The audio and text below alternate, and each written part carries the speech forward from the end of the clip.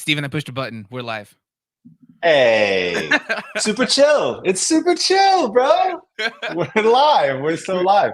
We are What hot out everybody, technically. I should let everybody know that just before we went live, 3 minutes to be precise, my camera just died completely. Audio dropped out. Everything completely was gone, and I had to restart everything and scramble to get here on time. And it was super chill because everything worked out perfectly.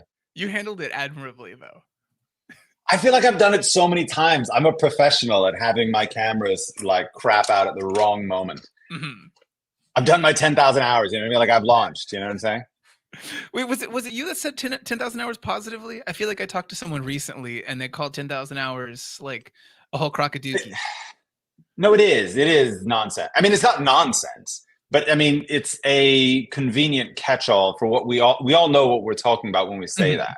Just Now, time put in. scientifically speaking, like, yeah, is there? But my question would be: is there a better way to say what we're trying to say that encapsulates what we know, other than that? Give it to me, and I'll say that. But in lieu of that, I'm going to go with 10,000 hours. Yeah, I agree. I still say it's raining cats and dogs sometimes. I think everyone pretty much agrees it's not actually. It's not actually doing it. It's figuratively. Stephen, there's a timer. There's something going on with the timer. I'm going to be under the clock. Yeah, there's a little. Why don't you explain what that is? Because you're better at doing that. Okay, well, so we're actually brought here today because there's an event happening over on Proko. That's the 12 Days of Proko. Usually there's an assortment of videos that come out, things like that. But, you know, people have seen enough of Stan's face. So we decided that you guys should get to see other people's face and see other people's work. So we're live streaming around a new timer tool that Proko launched that has you being able to choose an image, a bunch of photo packs, throw them into this timer, and kind of do just time live drawings without having to pay a model or go to a studio. You can still be butt naked in your house at 2 a.m. doing this. You cannot do that in the studio. It's not recommended. Studio etiquette dictates you don't want to do that. Yeah. Today is a day of like faces as opposed to the other days where there's themes like mermaids, warriors. I think comic poses is the one that's happening later. Just all in support of this event. But we'll talk about that a little bit more as we go through. But we've actually pulled some of the images that would be available for today's photo pack. That's a free one with this timer tool for you to work on. Do we want to show people those pieces? Let's we have a lot of studio stuff. Let's show everybody what's up. Okay, yeah. I'm gonna go ahead. Boom. People can see your canvas now, your paper. And there's an assortment of a paper which looks like way warmer than what it is. Hold on a second. Let me just double check my camera settings really quick, because I'm kind of feel like there's something up. While you do this, I'll just go ahead and bring up a little link here. If you guys want to find out more about that challenge, that's at proko.com/12 days. It's totally free for you to look in there, totally free for you to participate. You don't have to actually be a person who pays for any courses or anything like that. You just submit some drawings that you've made each day with this challenge, and then you can win some prizes. There's some cool stuff in there. If you're a person who's never done digital art, you can win some Wacom tablets, things like that. Yeah. Right. Steven, come on. You know what else you can win? Okay. You brought me to it kicking and screaming. You can win Steven Bauman's Block In course. Yeah, right. On Proko. Exactly. Yeah. Steven sells his courses in many places, but you can get one for free from Proko today if you participate in this. You want to choose that at the end of this, or do you want to choose that in the middle of this stream? We're gonna do the end, because I'm gonna be like under the clock, trying to make ahead in way less time than I normally do. But by the way, if you can stay on the stream, if for no other reason than to watch me absolutely crash and burn while trying to block in ahead in 30 minutes a piece. So there's incentive, at least, if you don't even want to worry about winning a course. just watch it crash and burn. Okay. It's something. It's like what you say. You can't look away. You know, it's going to be like that. If you guys do want to find out a little bit more about that course, I see some people here in the chat mentioning that you guys don't know about his course. It's at proko.com/Steven Bauman. If you want to find out more about that, you can see what you'll get on the platform. You'll get it. But otherwise, let's we'll answer some more of these questions that you guys are asking in the chat just as we actually jump into it. How long are your poses going to be today? 35. Give me 35 minutes. 35, and we'll go through at least 3, if not 4. Okay. I figure, like, because I'm going to be answering some questions too. Maybe we'll only get to 3 of them, but I chose the 4th one just in case I wound up doing something rapid by strange coincidence. Okay. All right. Yeah. Let's get started. Hit the timer. All right. And you'll be working from that top one. Are we ready? Right? You tell me when it's time to go, and I'm just and then I'll go. Oh, should I have a timer going on my end, or do you have a timer? Of course you do. I don't have the time. I've got my cameras and my iPads and my drive. You've got to be the guy. Okay. How long's your timer? You said 35. Let's do 35 per image. I'm starting with the image on the top. And I'm going to see if I can get it blocked in. You tell me when. All right. I'm going to go ahead and hit the timer now. 35 minutes has started. Okay. So if you guys have questions in the chat, go ahead, like drop those in there. If you guys can put like a nice little cue at the beginning of it, it'll help me be able to see them a little bit better. Some of them might not come up in like a timely manner or in chronological order of asking, but I promise we'll get to them. Saying them more in there, it's not going to help. It might mean I don't tell Steven that you have that question.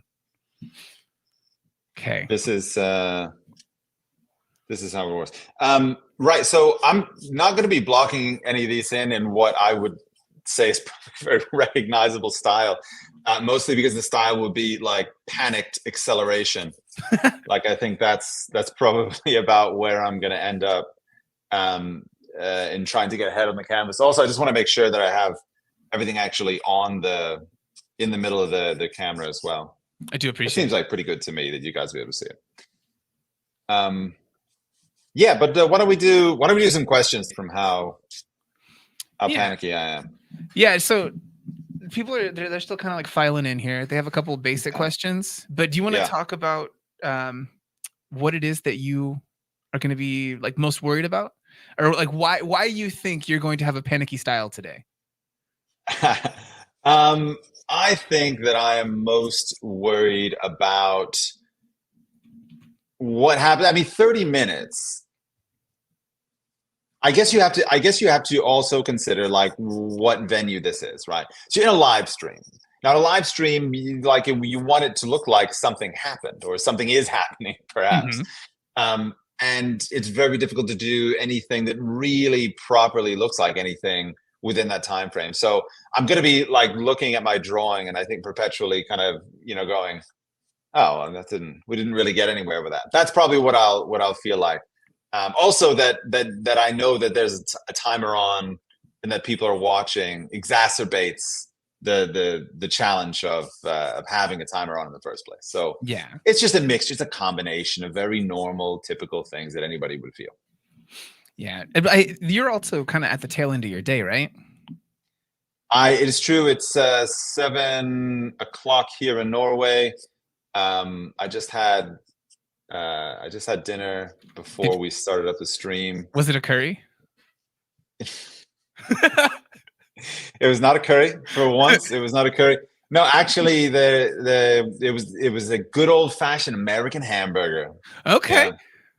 Yeah. There's a very distinctly Norwegian burger joint called Kvarneriet in Tonsberg, which is nearby.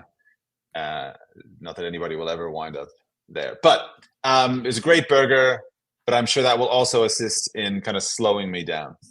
That's fair. Yeah. Well, it also does heat you up. Your body has to heat up to process red meat, right? So it's hot in the studio now. Yeah, I think that's the case. At least that was the going wisdom. I lived in Arizona, and so they would tell you to stay away from eating red meat because of this. Oh. But again, I never interrogated that idea. That could be one of those things that someone just tells you and is just utter people say nonsense. stuff. People say a lot of stuff. You said that no one would be there in Norway, but we did get a question about Norway. Yeah, what do you got? Veritas Art asks, how's the weather in Norway? How's the weather in Norway? I just plowed a circuit around the house with my hand-driven snowplow so that Iggy and I can take walks around the house. It is a trench that's about probably half a meter deep. And that's how we get our exercise this time of year. So that's how it is. Okay. That was a potent piece of imagery though. Like a hand-driven snowplow. It's not something I have Well, here in it's like, San it's like a Diego. lawnmower, right? But for snow, and yeah, like it's slow going. I'll tell you that. A Mhm. lot of effort. You have to get the dog put to work on moving the snow somehow. She's so small. She's tiny. She couldn't do. She could. I was sending pictures to videos to a friend of mine, and they were like, "Get her ready for the Iditarod." And I was like, "She couldn't pull a cookie through the snow. Like she couldn't pull anything. She's like the size of a big cat." Yeah, I wouldn't put that on a cat. Like Yeah. for the idea of trying to make them do work. But what if you like, you breed them up, get like a whole team of like 70 of them. Maybe you can clear Oh one my god. driveway. Did that question ever like run through the arts community? Like, would you rather fight Is the duck thing? a horse-sized duck or 100 duck-sized horses? Because I was talking to Cornelia about that, and she said, like, what about 100? What was it, duck-sized Iggy's or something? Anyway, I think I would take on personally. I have engaged with this question before, and I think it would be the 100 duck-sized horses, because I would also choose to fight 100 ducks over one horse. Like a horse can take mm, me probably, but a mm, bunch of things about the size of a soccer ball, yeah, I can take down a soccer yeah, ball. yeah. So This is fair. I am sad. I was gonna actually pose this question to people here in this chat, but I can't create like a poll in this one. I'm not a mod in the chat. You're not a mod in the chat. No, because we're on your channel Yeah, but you're supposed to be an admin. on StreamYard here, Yeah. not for YouTube. Oh, Yeah. right. I need to put Next you on time, the guys. YouTube team. Yeah, No, bummer. I do have some more questions here. If you don't want to talk Yeah. about where you're at in the process right now. I don't want to talk about anything that I'm doing. Okay. So let's see. Veritas Art is also bringing up that they want you to use Rebel. Seems that you might have talked about this. Oh, what is recently. this? Is this like a software? I believe so. I think this is a painting app, right? Yeah. Yeah. Is it mobile only, or is it also also desktop? The main thing I see here, people mentioning is you can use Rebel on your tablet, but you must have it installed in your Mac without Okay. some other stuff. There's complications here. Yeah, there's complications. But I want like a good desktop drawing applications. I'm coming out here to say I hate Photoshop. Yes. And I don't like that it's like a software that you have to pay a subscription to. Mhm. I think that's also very bogus. Absolutely. Yeah, it's trash. So like I use it because like in some cases for like some small things I absolutely have to use it. Like some of the stuff I'm doing for the like graphics on the book, like I have to use Photoshop to do it, and I resent it every minute of the time that I spend on Photoshop. Yeah, it's an annoying piece of software, to say the least. I would happily take a Procreate desktop version. Procreate, please. Oh my goodness! Please? What is happening? What is happening? I think it's because they get to develop for a much smaller segment of hardware, so they don't have to take into account, Right. like so and so's weird audio driver issue. Yeah. I get it, but all it did was make me not use it until I got a free iPad. Okay. I'll tell you, Procreate is the most intuitive thing on the block for sure. I agree, and you know a thing or two about blocks and blocking in. Dude, it was a stretch. I'm not proud of it. Well, that's not. No. I'm not gonna lie. I was impressed. I was really impressed. All right, so we do have one person asking, who is the jury on the submission, or is it just by chance? It's not by chance. I think both for the giveaway of Steven's course and for the Proko giveaway of other things. The Proko one, we're choosing it. It's amongst the people who professionally critique on Proko, and then a bunch of members of the Proko team, one of which I am. So I can say that there have been some good ones for all the challenges already. You can submit stuff as long as you want up until the last day of that, which is just right around Christmas. You can find out more details on the website if you want to know. But yeah. And then for the course, Steven, are you going to be looking for anything in particular from people? I'm just gonna look for like solid blocking. By the way, what I don't want to see, like what it's not for is you don't. It's not for. I don't need to see a finished drawing. You don't have to worry about like. You don't even have to worry about making it look cool. What I would love to see is a sound application of like an academic process, which is to say, like, do you know what a block-in looks like? Do you know how to simplify light and shadow?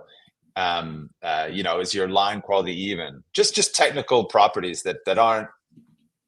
I'm not going to be looking at it and going like, "What a cool style!" This I don't care really for that. I do in general art appreciation, but not for this. Mm-hmm.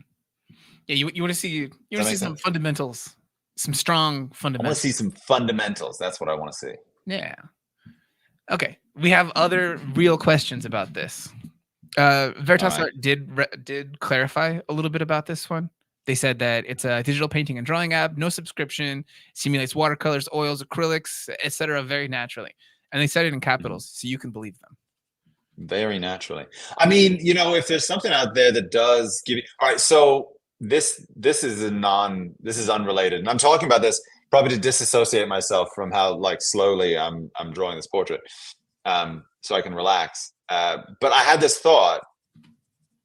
All right, so like I'm not a provocateur on IG, on Instagram. Like I just, like I just stuff that's on my mind and I'll say it, and there's stuff that I'm making, art wise, and I'll post it.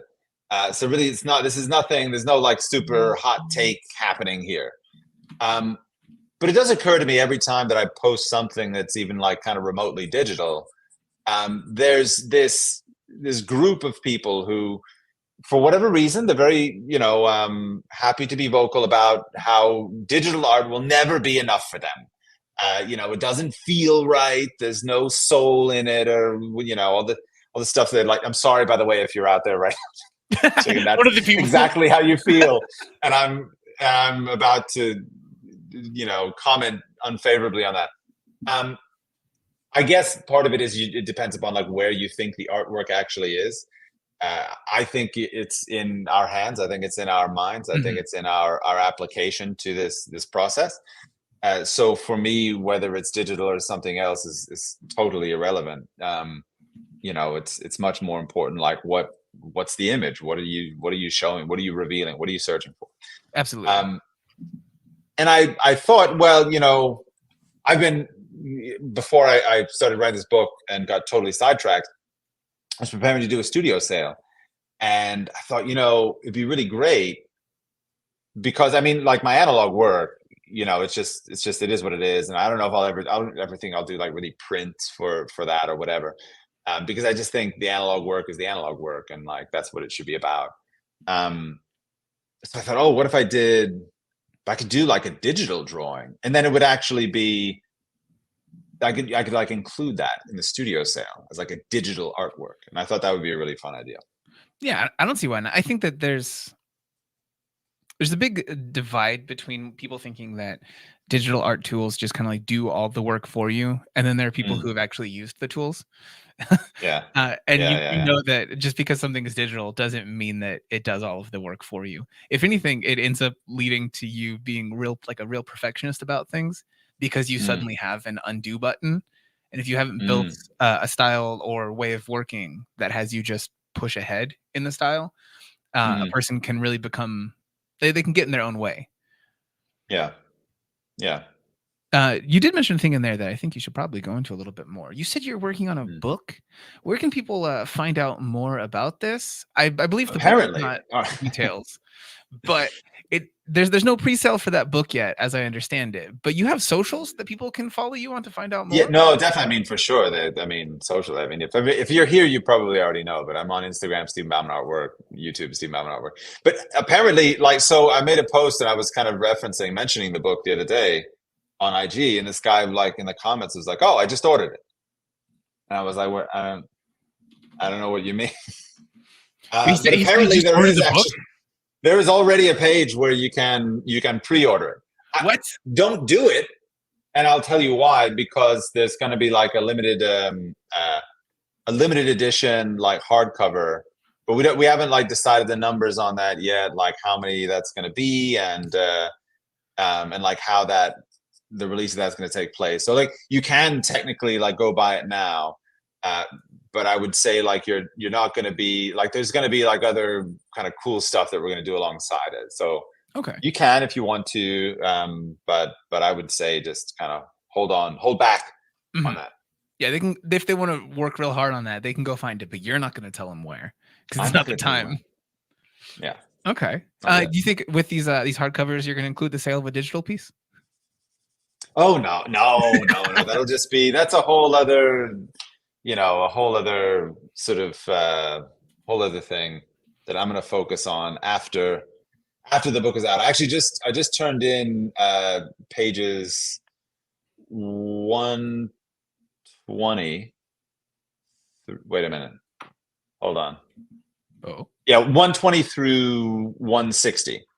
So I just turned that into the publisher earlier this week, and in January I'm going to turn in like the last kind of 40 pages or so.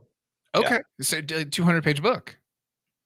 Yeah, 208 is what we're targeting, kind of plus minus a little bit. Okay. Yeah, maybe we have a couple more pages or something. All right, yeah, that's cool. You guys are getting so many background details right now that you wouldn't otherwise get. Actually, our coolest thing that's happened to me in ages, right? So let me tell you a story about an incredible artist called Nikolai Blin. If you don't know him, try and spell his name. Find him on social. He's incredible. I'm trying to do this myself. Is that Blokhin? Close. Blohkin. Oh. And like I said, he's kind of, but he's well on in his career. Like he's probably maybe 10, 15 years older than I am. So he's just like out there being a pro and like kind of doing his thing. So I've been in touch with him through some other artists that I know. I said, hey, Nikolai, I'd love to include this drawing in the book because like there's a section where I go through like 3 or 4 drawings where I'm talking about composition and giving examples of like what I see as a successful composition is, and giving people a target basically to kind of aim for when they're thinking about what to do about composition. And so I get his phone number from this other artist that I know, and I get in touch with him, and he's like, yeah, okay. By the way, it's via text. So like I text him this long thing, and it's like translated into Russian, like auto translated into Russian. So I texted this long thing, and he texts back, okay. And so I'm like, great. Well, like, okay, all right, he's on board. Cool. And then I kind of don't hear from him for like weeks. I mean, like weeks. And I'm kind of turning in these pages like as you go, like in stages. I'm turning in this page and that, and we're coming to the set of pages where like I have these artists' works, and I'm like, I'm trying to get. I'm not calling. I'm texting him. Like I even texted the guy that I originally got his number from. I was like, hey, like I haven't heard from him. Is that like normal, or is he just basically telling me to like F off? You know what I mean? Mm-hmm. Like, is he like being, kind of, is this like how he normally is? And he said, oh no, it's probably fine. He's probably just like that. And so like, I'm texting him, and I'm aware that like I'm texting this guy, and he's not texting me back. So the last thing I texted him was like, okay, hey, like I get it. I'm just going to keep reminding you. Feel free to tell me to stop reminding you. If you don't like want to do anything with the book, it's totally cool. But I'm just going to, keep kind of pestering you until you tell me not to, basically. Mm-hmm. And so I don't hear anything. I still don't hear it. I don't get a text back from that. I don't get a text back from anything. Today, I get an email. Finally, not a single word written in the email, just the image that I've been waiting for like a month and a half. So I've got it. I finally got it. And Blokhin is now going to be in the book, which is super exciting because the drawing is really, really amazing. And he's like somebody that's, he's somebody who's been really performing at such a high level for a really long time. And I think he's just one of the best people to do it. Like there's not always that question you get about portraiture. It's like, why would I want a portrait of somebody I don't know? Like you go and look at Nikolai Blin's work, and you don't ever need to ask that question again. Like, it's explained, because capturing a character, capturing like the essence of somebody on a paper is like something just incredible to have and to look at, Absolutely. regardless of whether you know them or not. I was looking at his work here, and yeah, these are incredible. Yeah, Like the way just he's next like, level. he's losing edges, throwing things into the background. This is wonderful. Plus, the person who would say like, why would you want a portrait of someone you don't know? Dude, I had such like I can't even look at the Mona Lisa, you know, because like we were so close for so long that like I don't know, just who she was as a person just means like I hate the work, but I still appreciate the art. Like, no, you don't have to know the person in the piece. It's fine. Dumb.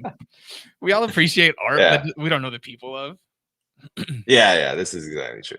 All right. But that's my Nikolai Blin story. He's super cool. Go follow him. Just don't try to have long communications. Yeah. Don't ever try to like text him. You will not hear anything back for ages and ages. We did have one. Also, by the way, just to say about this particular head study, it's so atypical for me because like I'm so used to like seeing this, like the structure of the model's head, and like here I have exactly not that. Like there's no, like the hair is covering like all these features that you'd normally want to see like really clearly. So I'm like drawing in the dark here, I feel like. Is that an interesting one for you, or is it more of a frustration?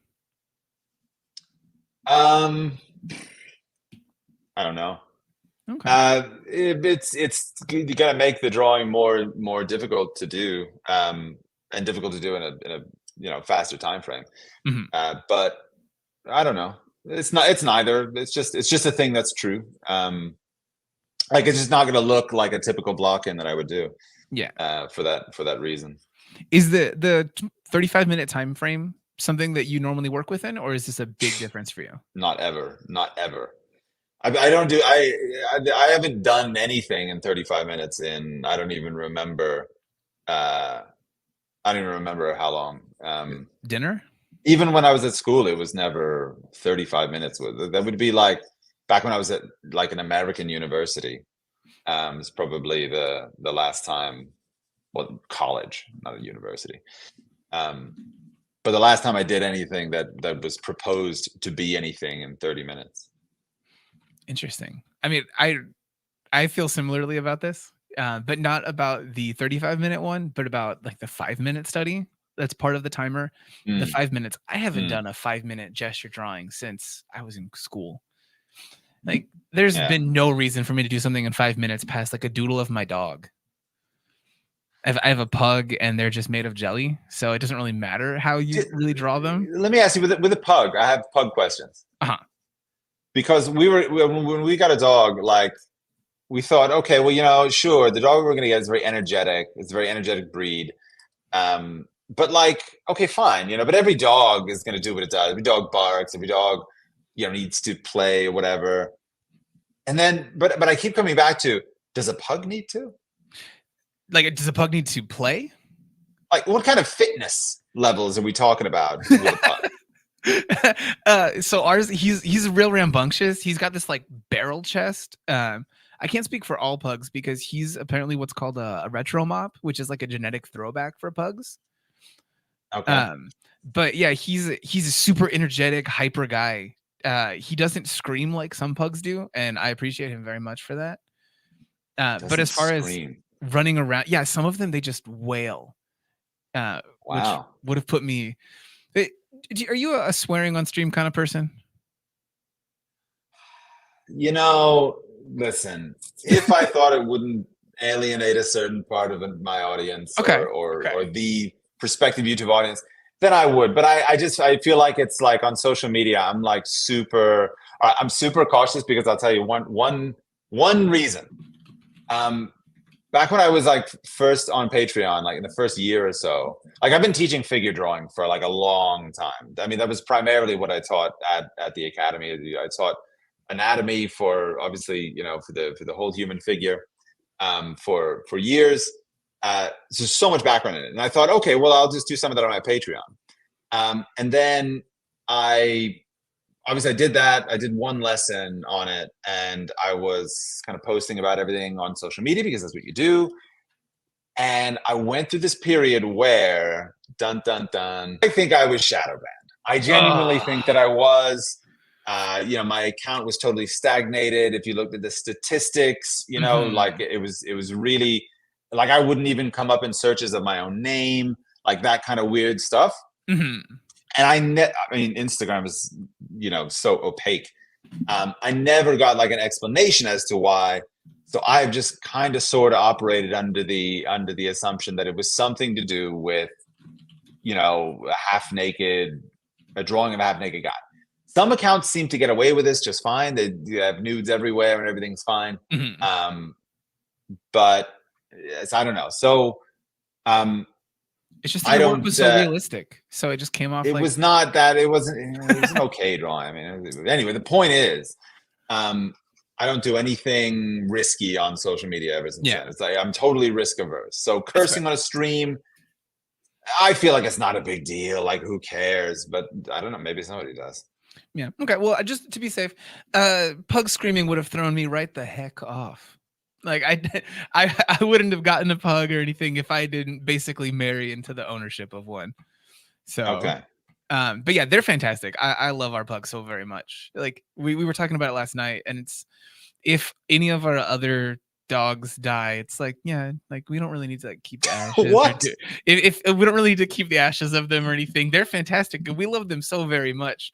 But like this one, we need to figure out what to do with him ahead of time because he is special. Wow. Just you gotta breed this guy. Huh? What? You said we got to breed him? He had his giblets removed ages ago, unfortunately. Okay. All right. Yeah, I think he came that way. Okay. So right now you are at 9 minutes, just so you know. You've got 9 minutes left. God. If anyone out there is looking to do the exact same thing that Steven is doing here, but you don't have some co-pilot person to wrangle a timer for you, you can find a timer with a bunch of free references that are getting changed out daily over there with this challenge at proko.com/timer. There's a bunch of free reference packs. The images from today, Steven chose a few of them to go through, but you can have them kind of like dealt at you randomly with whatever time frame you guys choose. About that though, PieBite said, I drew the same reference today too. I found it hard at first to decide on what points to use to measure my proportions. How did Steven, you, decide on what marks to use? I mean, all right, so that like when you're in a situation like I'm in right now, which is like totally panicked rush, you just go to whatever your defaults are. Defaults are really going between the cheekbones, in between the temporal line at the edge of the forehead, which again, scarcely visible, all the hair kind of covering this, and whatever other structurally symmetrical points that you can find along that kind of central axis. So, I look at, in this case, and this is like so atypical for a block. And this is like, for those of you that like have worked with me a lot, like this is like a little vignette of a face. Like I'm not even blocking in the head. I'm just kind of blocking in a drawing. And when you're doing that, it's kind of just anchoring on the features and trying to get the features to build the structure of the head for you. Because again, like so much of it is hidden. What I'd love to show, the temporal line, the cheekbone and zygomatic bone going back to the ear, a lot of that stuff is quite unavailable at the moment. I'm barely even measuring. I think you did like a quick lay-in in the beginning of some measurements, and then since then it's kind of just been some art jazz. I haven't even made like one comparative measurement, which is probably a worst case scenario, but that's what I've done. How would Nikolai feel about this if he saw you working like this right now? Nikolai would be like drawing like this. He'd have like crazy lines everywhere and shit and stuff. You're gonna get me too conversational. You're gonna get me too conversational. I don't know. Wind up ruining my perfect record. I do like the first time that we did the live stream over there on Proko YouTube. We ended up getting to like talking about like your life, how many children are in your family. It was good. Very Mm, naturalistic, mm, like a therapy session. All right, so we got some more here. Someone did actually have a commentary on the ducks horses thing. They said the ducks yeah, yeah. bite and have scary wings. I think Ducks that's are very fair. aggressive. This is what you need to understand too. Ducks are like can be super aggressive, and like they can defend themselves. Ducks are not like warm and fuzzies. Like these guys mean business. Yeah, they survived out there. Yeah. You go home, you think you could take on a duck, all you people in the chat, because you have a house, maybe some knives and stuff. Ducks don't have any of Mm. that stuff, and they still survive fighting in the They're wild. just like out there doing it. Yeah, they could take you. You know. Not Yeah. me though. I I think, could and take a duck. here's the thing. Listen. This is the secret sauce in that entire conversation, right? Is that horses are actually incredibly meek creatures, right? Yeah, Like they are. Just wait a minute. Wait a minute. They can react when they're like very scared. You know, weird stuff can happen. But like in general, like if you've ever been around horses, I mean, I've been around a few.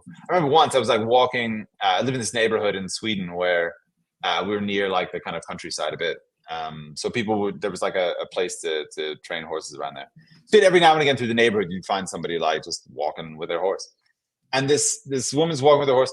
And as I'm walking by, the horse is like hiding behind the woman, like, which is hilarious because it's like 10 times the size of her. But it's like trying to like shuffle away from me because like I'm kind of, you know, weird or different or threatening, you know? Mhm. I feel like if you had like a little herd of horses, there's a good chance that these are going to be like meek little creatures that I wouldn't worry too much about. I guess it's fair because I would also want to just like hang out and like pet a bunch of tiny horses. I do like that idea. Yeah, you know, like feed them a little baby carrots, you know? Yeah. Yeah. Um, I just at the end of the day, a horse has so much potential energy in its muscles that even if they're tame, I don't want to mess with them because you could have like the I don't nicest like person in the mess world. with them. You know what I mean? It's true. Yeah. Yeah. I guess But I like a do. duck, all right, here's the thing. There's no communication with it. There's no body language with a duck. With a horse, there's going to be body language. You're at the core of why I say birds are terrifying. I've talked about this many Yeah. times. Lizards Yeah. and birds, Yeah. they don't have eyebrows. I can't tell a damn thing about what they're thinking Yeah. at any given moment. You can't read the situation. This is a No. problem. Yeah, there's You don't even know what the threat level is. You could be totally safe, or you could be like seconds from a massive attack. I had a moment when I was like 12 when I went over someone's house and they had a parakeet and it raised its plume at me when I got close to it. And in that moment, my opinion of all birds was solidified. Just Yeah. locked in. Mm. You are sub 5 minutes, just so you know. I'm not going to tell you how much, but someone did also correctly point out earlier that Nikolai's last name is Block-In.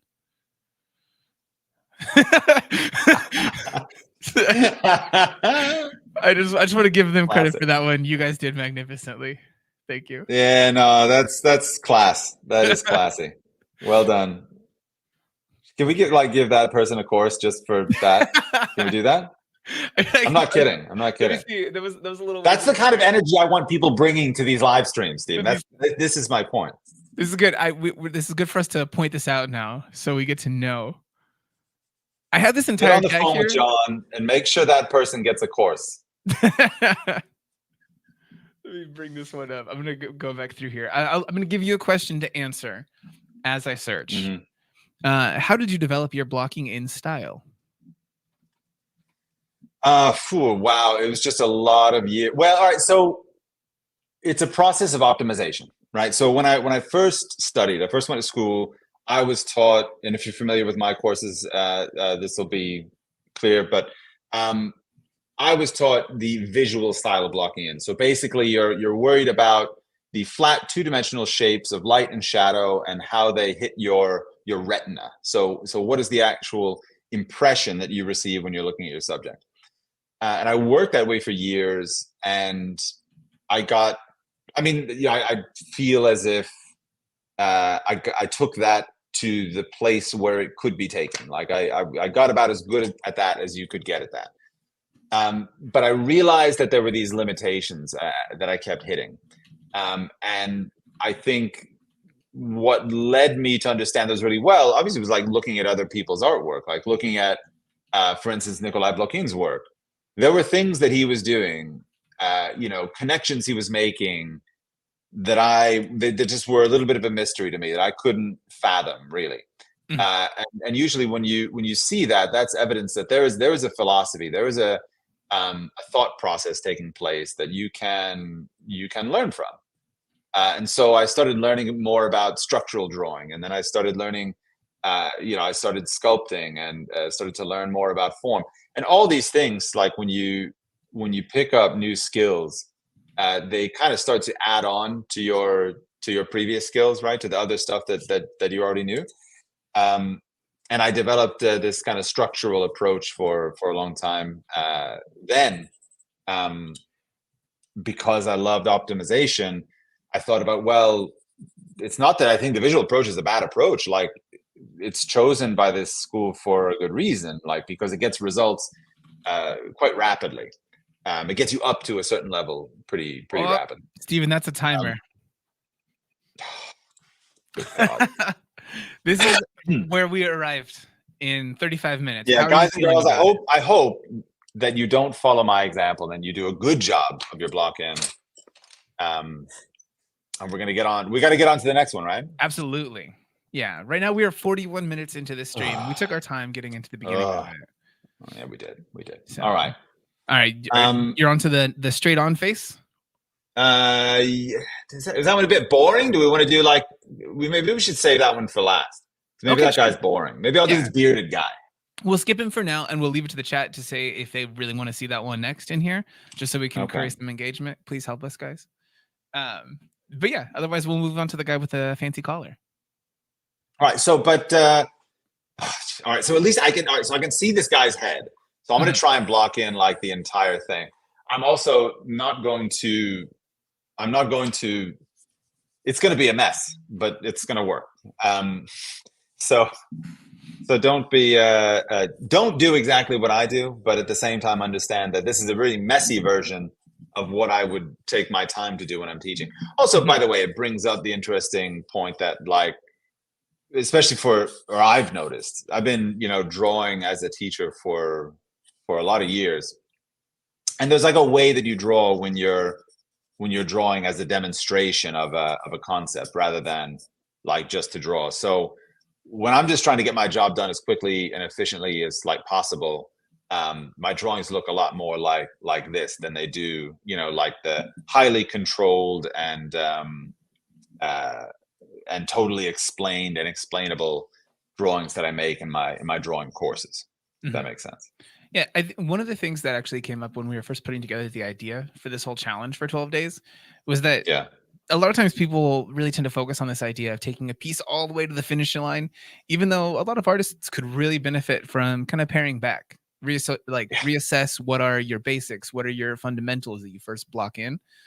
Hashtag block in. But yeah, those things that people kind of tend to skip over or not really like reassess too often. You can refine it, kind of like how you refined your block in process. And so we wanted to make people work on a timer in a way that they possibly haven't since school. So hopefully that's I mean, this is the big difficulty for I think a lot of people that are like out there being like self-taught. I mean, the reason I made like 1 million block-ins at school is because I was at school.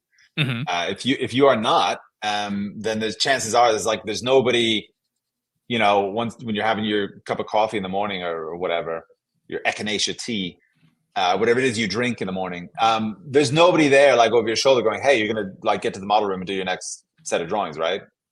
There's no like baked in motivation to do that. So when websites like Proko or whatever come up with a way, like it's like a little kind of motivator reminder, like a way that something you can interface with that would be a prompt for you to kind of engage with that habit. Yeah, I think that's part of the appeal for a lot of people to do some of the lower bar to entry art challenges that come up like every October now. November, October, all the embers people have some sort of challenge for. Just something to push you outside your comfort zone. We do have a couple questions about what you're using. These 2 questions I'm going to combine a little bit. This is from Windcrow and JD Anarchy. What type of paper are you using? And is it a normal blending stump? Do you ever sharpen your stump? In fact, I have with me a tortillon. Oh, some French person can pronounce that way better than I can. You did talk in the extra I that a lot of people put in there.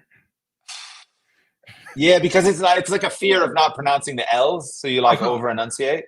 Because like I think it should probably be like tortillon.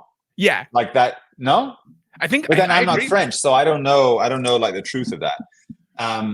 But that is emphatically not what I use. These are like super hard, and they don't like act like a pencil very well. This is like a pencil with like a really, really soft tip, basically, is how I use it. To like apply kind of broad areas of eye. Like if I was doing this with a pencil, it'd be all sorts of like kind of marks left behind and stuff. And I can kind of increase the density at an edge like that. So for me, these stumps are pivotal. They're crucial in what I'm doing. Yeah, I think we actually just had a video with Elisa Ivanova where she was showing her process using just one pencil and a blending stump. I've talked before about how offended I get that Stan doesn't, that we used to talk on the phone all the time. Now, I don't hear from him ever. I've also never been invited to Lightbox. I know that I don't live in California. And I probably wouldn't go. Do people get invited to Lightbox? Is that? I genuinely don't know. So it's just people that show up. Yeah, what you're saying? Yeah, for us, when we're looking around at who to have come over to the booth, it's who's already tabling or speaking at something, and then it's like, oh, you exist at Lightbox. Would you like to exist at Lightbox in our Lightbox space? I think next year I might go to Lightbox actually, because I think that the company that I'm doing the book with, 3D Total, is I know I'm derailing you. No, it's fine. Story. But the company I'm working with, they started out as an online, sort of 3D hosting platform, and they moved later kind of into books and stuff. Actually, Elisa has a book with them as well. But they do. I think they have a booth at Lightbox. 3D Total is the company. Yeah, I think I saw this while I was there. There were a couple different art book tables that were there. So I don't have any other reason to go to San Diego for anything. I mean, I like California. I might go to Laguna or whatever and kind of hang out. But I thought if I'm going to go, I'm going to Lightbox. Yeah, and then I'm not going to go to Stan's booth just because. I'm just kidding. It's nothing to do. I do think it would be good to have you over there. If you come to San Diego anyway, I mean, we have multiple studios in here. We can record you doing something. We should. I would absolutely do that. I would go. I'd probably truthfully go there just to hang out. The main thing that we do here in the Proko studio every single day, as far as hanging out goes, is that at lunchtime we play an old Russian Ukrainian card game called Durak, which literally means fool or idiot. All right. And so we play that every single day. If you're going to come here, you should polish up on that and just blow Stan's mind by already knowing the game. I would love this. I'll say in public now that I won't do that, but in reality, I'll be ordering the master class, on some website. Learning how to play this game. I can't wait for you to not do it, because you won't. And then, yeah. Is it fun? Is it a game that we all should be playing? It's genuinely a really fun game. It's really basic and straightforward, and there's some variations to it that might be less fun. So I don't know about those versions, but the one that we play here, it's really fun. It has you strategizing, doing a little bit of social engineering sometimes. It's pretty straightforward. Okay. So someone in the chat said that the price of the courses, they really love the courses. They want to buy them, but the price is just a little bit high for them sometimes. Yeah. I have good news for you. You can save 15% right now with the code 12 days. This is true. Pretty much everything on the website. Or if you go and share a drawing, maybe you get that course for free. If Steven likes your work enough. Just draw harder, people. Yeah, draw hard. You're not first, you're last. I did want to revisit the last little bit there. Do you actually sharpen your blending stump at any point? Oh, you can get to a point where they get like a little bit overcooked. Like this one is probably so it's been rubbed so much it's almost like at a burnish tip.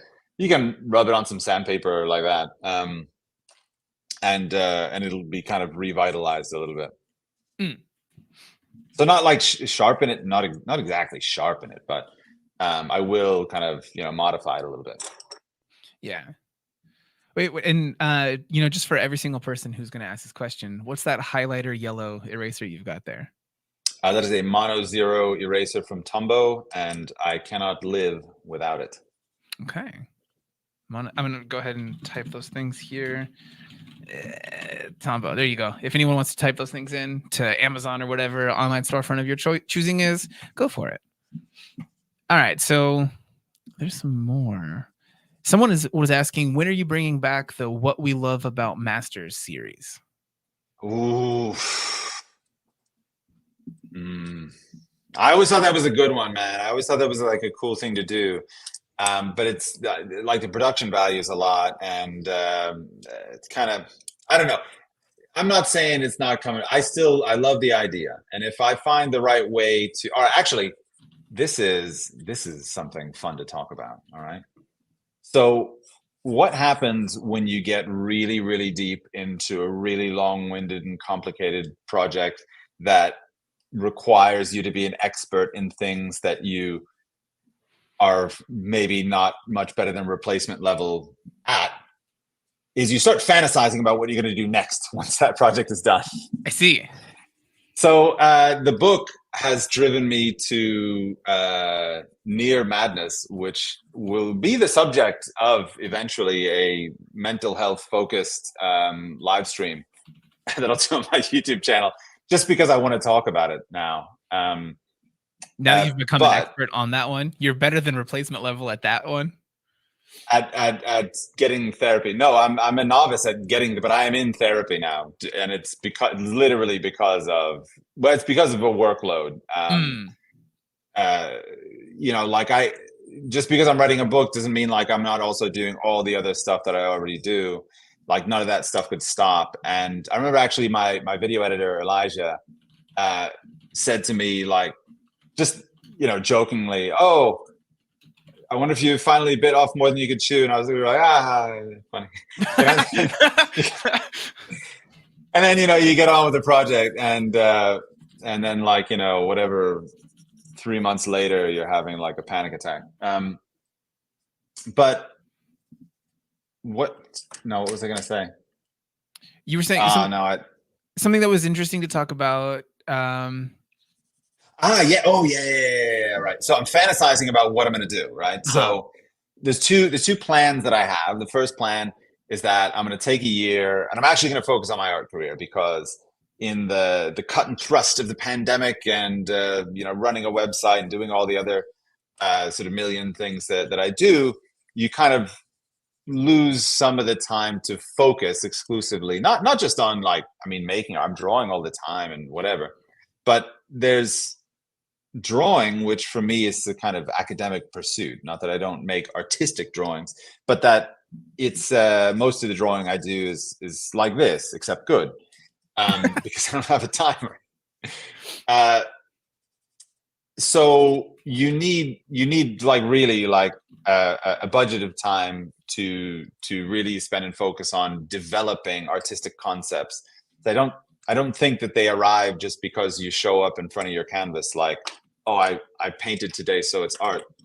I mean, that's a convenient maybe notion that we have, but I don't think many kinds of artwork are really made that way. Like directors don't just show up on the set and make a movie, like they develop a script over years and years and years, and and work with anyway, whatever. There's a whole world of production that goes into what we see as cinematic artworks. I don't think it's so different for like 2D artwork.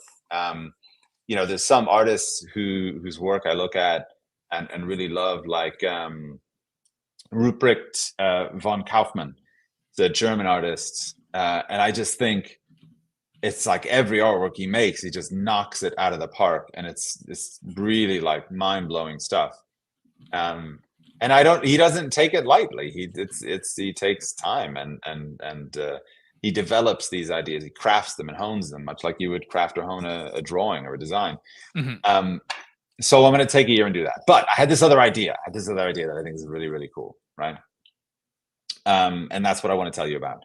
So I think that artists can be people who are like really driven and have like a real kind of point of view, right? Like they've been living something for a long time, and that means they have possession of that knowledge and that experience, and some of them like have something to say about it. And I thought there's this book, very famous book, by an artist, antique Italian artist at the time of the Renaissance called Vasari. He wrote a book called Lives of the Artists, and in it he talks about all the big ones, the Raphael and Michelangelo, and he tells their stories and anecdotes and about their work and so on. And it's this kind of classic work that kind of familiarizes you with these, the life and reflections of these artists. I thought it was really amazing. So I thought one thing that I really love, and I find that I'm really excited about, is filmmaking. And I'll say that it's such a long-winded answer. I'm such a long-winded answer. This is fine. You're well inside the 35-minute timer for this answer. I was talking. I was talking to. Was I talking to my therapist or a friend of mine? Anyway, I was having a conversation in which I was talking about like all the stuff that I've done online, all the video stuff that I've done in the last 5-6 years. Like, what's the thing that I was like most like proud of or like happy about? And I had this moment where I decided I want to like make lessons with other artists. So there's a guy whose sculptures I love, Aldal de Juana. I flew him over from Catalonia to my studio in Jersey City at the time. And I filmed like his whole process, and it's technically like a lesson, and I'm sure there's like tons of like educational insights, that I made sure that were there. But reflecting on it, I love it as like a movie, like it's actually like a piece of like, it's not cinema. It's far from cinema, but like it's actually like a thing that you can watch. So my father-in-law is calling me. It's actually like a thing that you can watch, and I love it. I'm really proud of it. And I thought I would love to do this, right? Yeah. I want to travel around. I want to connect with artists that I think have a point of view, and I want to make like short movies about their point of view. I like this idea. That's what I want to do. Yeah. I love this idea. Steven, I have a camera and a bunch of production equipment. I know a Steven who can do these things. Yeah. Listen, this is so I'm thinking like, what am I doing in the next year? This is something that I really want to do. And also like, I want to, all right, here's how something actually has to work. Everybody who has a career, listen to me, right? Or you want to have a career. I'm giving you full screen. You cannot choose projects that only satisfy one out of several criteria. Just because you like it doesn't mean that you can just do it as a career. You need to find out, well, how is it, I got to bring up the M word. How do you monetize it, right? How do you make this, how do you pay for this thing that you're doing? And this is where I think this solves like a couple of things. I'm fascinated in doing it. Like I love being behind the camera and I love working with other artists.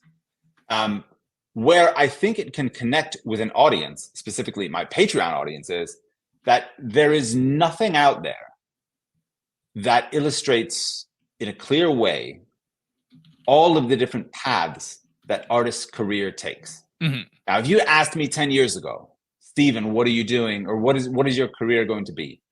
I would not have told you teaching on. I wouldn't have even said anything online. I probably would have had no idea, absolutely no idea, because there's no playbook for this problem.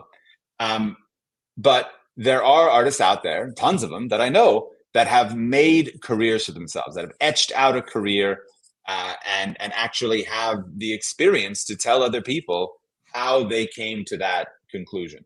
Um, and I think that would be a tremendous resource for artists who are, of course, you're learning how to draw, yeah, but you're learning how to draw ideally, I think, with the idea that eventually you would become professional. So what does that mean, and how do you like arrange your life to miss or skip rather some of like the pitfalls of that process? So I think that not only can it be something that I'm fascinated in doing, but I think it satisfies the remit of anything that I want to make for my Patreon, which is like, does it advance people's knowledge? Does it make them better, or help them get better at what they're doing? I think this definitely would. Okay, yeah. I think that would be a really interesting one to see. There, so that actually kind of like brought up a couple different questions from me and a couple from people in the chat that I think spin into this. First, that video that you mentioned having made, is that something that's available somewhere right now? No, it's actually not available anywhere. I had it for a brief time on my website, but I think it got kind of lost in the shuffle of like all the other stuff I'm doing there. I think actually that it's might be released on Proko eventually. I've talked to Stan about it, and he loves Abdal's work, and we've just talked about this before. There was just a problem with like the payment processing for it. It has to be split between myself and Abdal. But anyway, I think that's been sorted out, so it could be released on Proko. Yeah, I think that's, as I understand it, I think that we're able to split stuff between different instructors now. The other thing that came up from this was a person in the chat saying, "But why only interview successful artists? How about failed ones? You can interview me." Which got me to a point of thinking, of actually pointing out that a lot of the instructors, or the people that you'd be speaking to, who seem like immensely talented, never questioning their abilities kind of people, would consider some of themselves failures. The way that you've been talking about working on this piece today has been you saying that this is not up to par with what you would expect of your normal work. But a bunch of the people in the chat right now would be like, yeah, if I made this, this would be the best thing I ever made my whole freaking life. A lot of people in the chat are young. They're young people, and they're going to make a lot of drawings in their lives, and they're going to make good drawings, and then you're never going to like look at your work and just go categorically across the board, this is awesome, I did a great job. You'll get used to probably talking down your work a little bit, and that's okay. I think a certain amount of it, is humility. You don't want to get into that place where you just, I guess you got to know your audience. There was a good friend of mine when we were at school, like the Florence Academy. Every now and again, like some gallerist would like kind of come through the studios, and they'd be there to like scout. They'd be there like checking out students' work, because at a really good atelier, a lot of times it's not like a big difference in between like a professional artist's work and a student's work. I mean, they're making like good paintings, or good studies of things. So this guy was a really good friend of mine, great guy, love him to death. But he was like talking to this gallerist, and he was talking to the gallerist about all the things like he didn't like about his work. He was like, "Oh, I didn't get this right, and that was off." And like the gallerist was talking to him because he was interested in his work, but like he got talked out of it. Yeah, and I was like, you just got to know your audience, man. Like you can say that among other artists and go like, "Oh, this is not good," or whatever. But that's not really going to say, if you're manning your booth at the art fair or whatever, like, I don't know, whatever venue you find yourself in, that's not the place for it. The place for it is among other artists, where we all understand the difficulties of art making, and how hard it is to kind of be up to your standard all the time. That's where it's for. Yeah, I think especially in a situation where there's not necessarily somebody, even another artist, who would be able to catch the quote unquote mistakes that you made, the things that you perceive as mistakes. They don't necessarily know what wasn't intentional or anything like that. They weren't there for you making the whole pie. All they have at the end of the day is a pie. So they're gonna take a bite of it. Maybe it tastes good, maybe it doesn't. You don't need to point out like, well, the lamination on the crust here is bad. It's not good. No, like it's probably a fine pie. Are we laminating crust, Stephen? Is that the world we're living in? What is happening? Is it lamination? That's a pie I thing, right? have no idea. Is that a crust thing? I'm not a baker I'm very much kind of, I like a recipe, but I'm not like a scientist in the kitchen. Like that's why I'm not a baker. I think that's fair. I also I'm going to say that that's the reason that I'm not a baker also, not because of a lack of skill in this thing. I'm going to use your very well put excuse. Yeah, there we go. We have some other questions here. Yep. There's one this is actually, I think, more of a question about kind of your community that you have.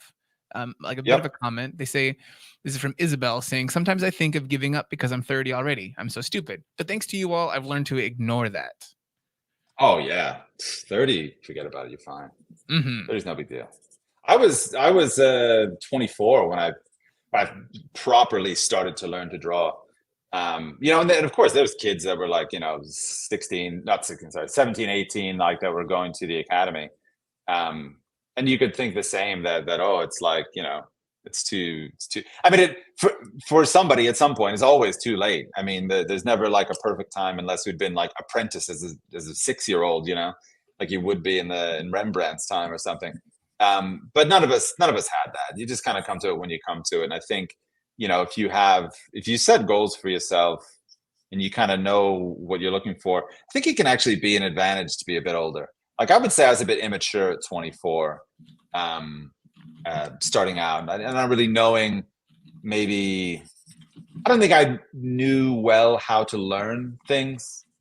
My method was just like, just work as hard as you can and then like make mistakes enough. And then like eventually through sheer grit and determination, you'll figure it out. That's not the only way to learn stuff. Like there's a lot of other, things that you can do to make your life easier in learning. And I think older people tend to have a slightly better grasp on that. Yeah. We did have a couple questions here about some stuff from the actual challenge. I was deep in reading one there at the tail end of your reply. But they were asking, if I have a question, do I have to use one of the reference pictures? Yeah. For this one, the point is to kind of have you use the free references that are in that theme of that day to submit on that challenge. There's a bunch in each of those, so they don't have to be one of these 4 that you see on the screen right now. But yeah, you're going to want to use one of those. Also, Clifton, welcome to this stream. I know I've seen you in some of the other ones, so that's cool. You made it all the way over here to Steven's channel. If you don't subscribe, you should. It's a general like, share, subscribe.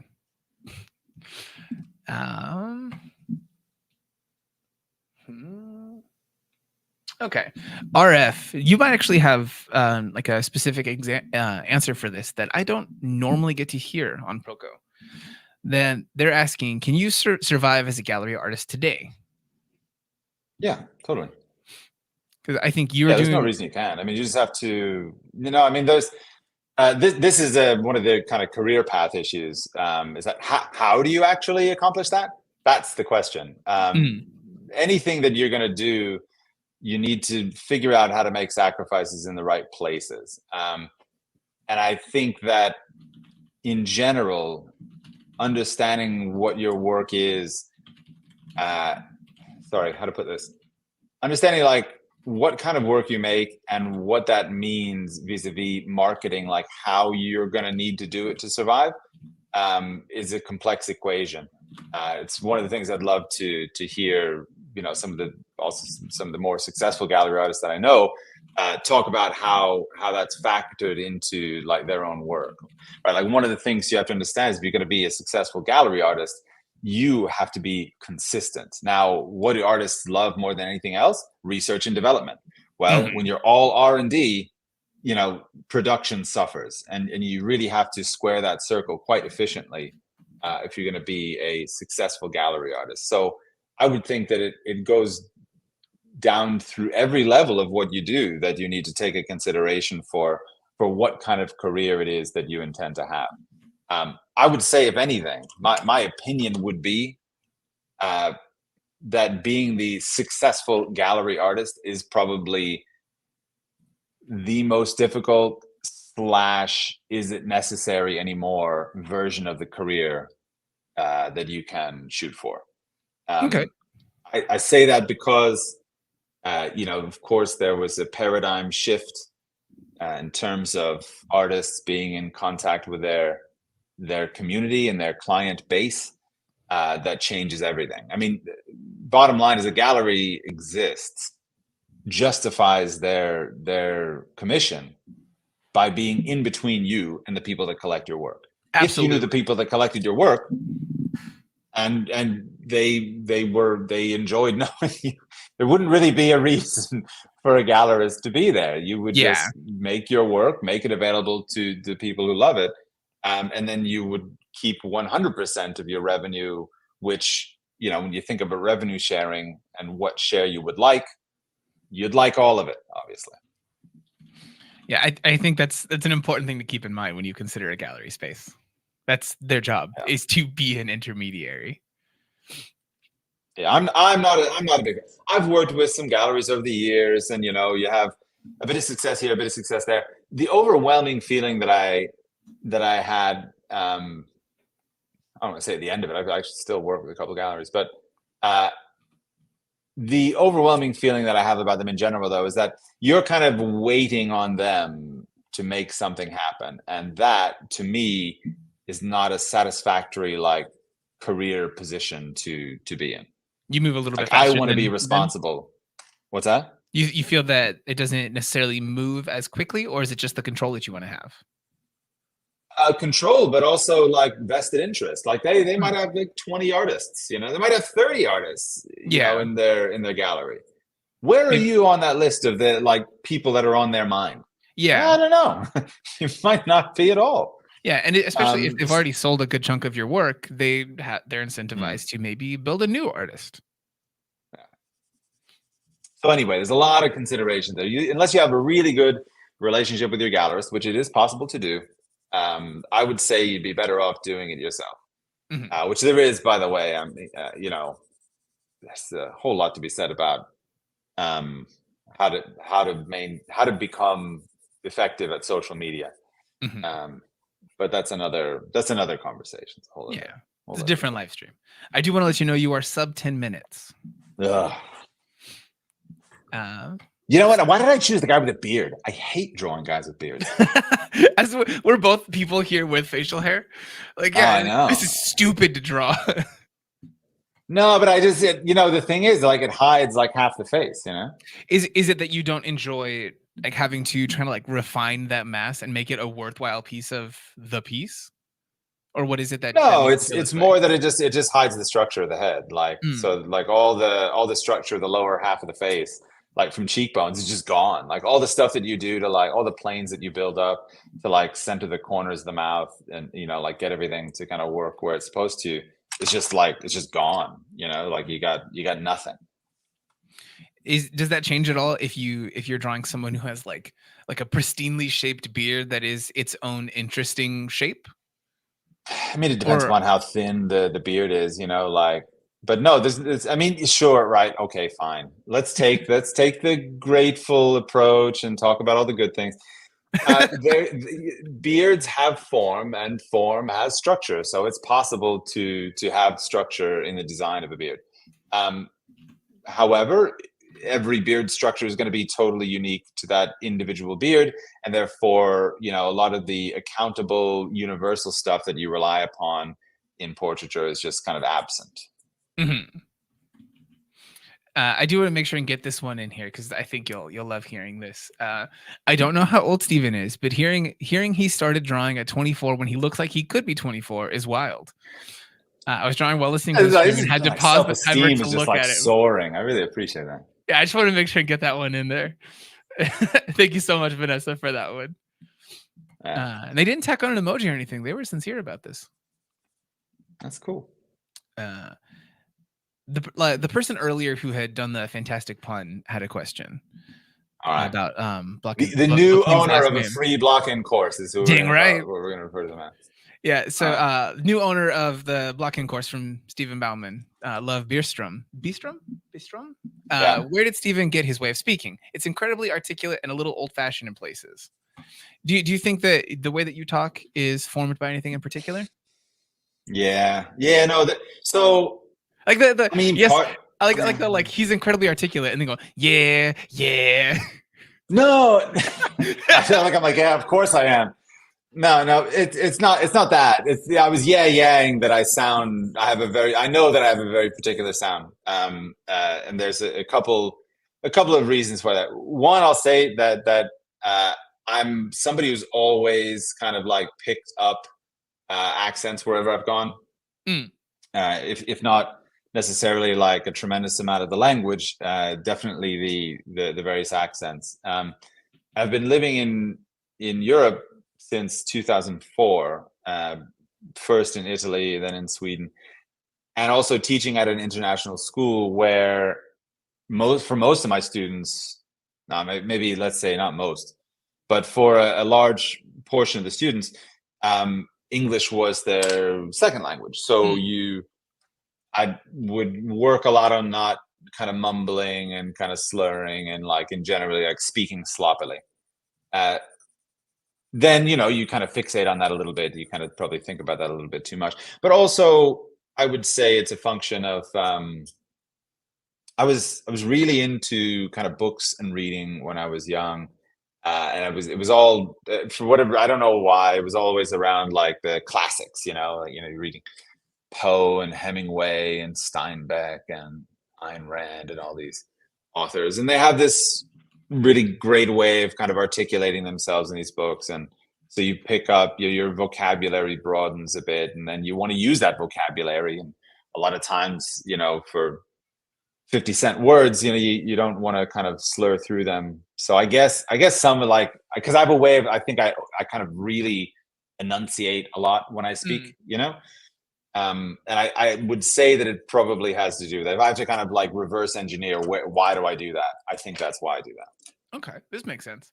I feel you on this one. I do not enunciate, but I love the 50-cent words because of Mm, being a fan of old pulpy science fiction from a time of people just mm, going and saying all of the words that they can to like mm, what they could say in 5 words, they would choose to say in 35.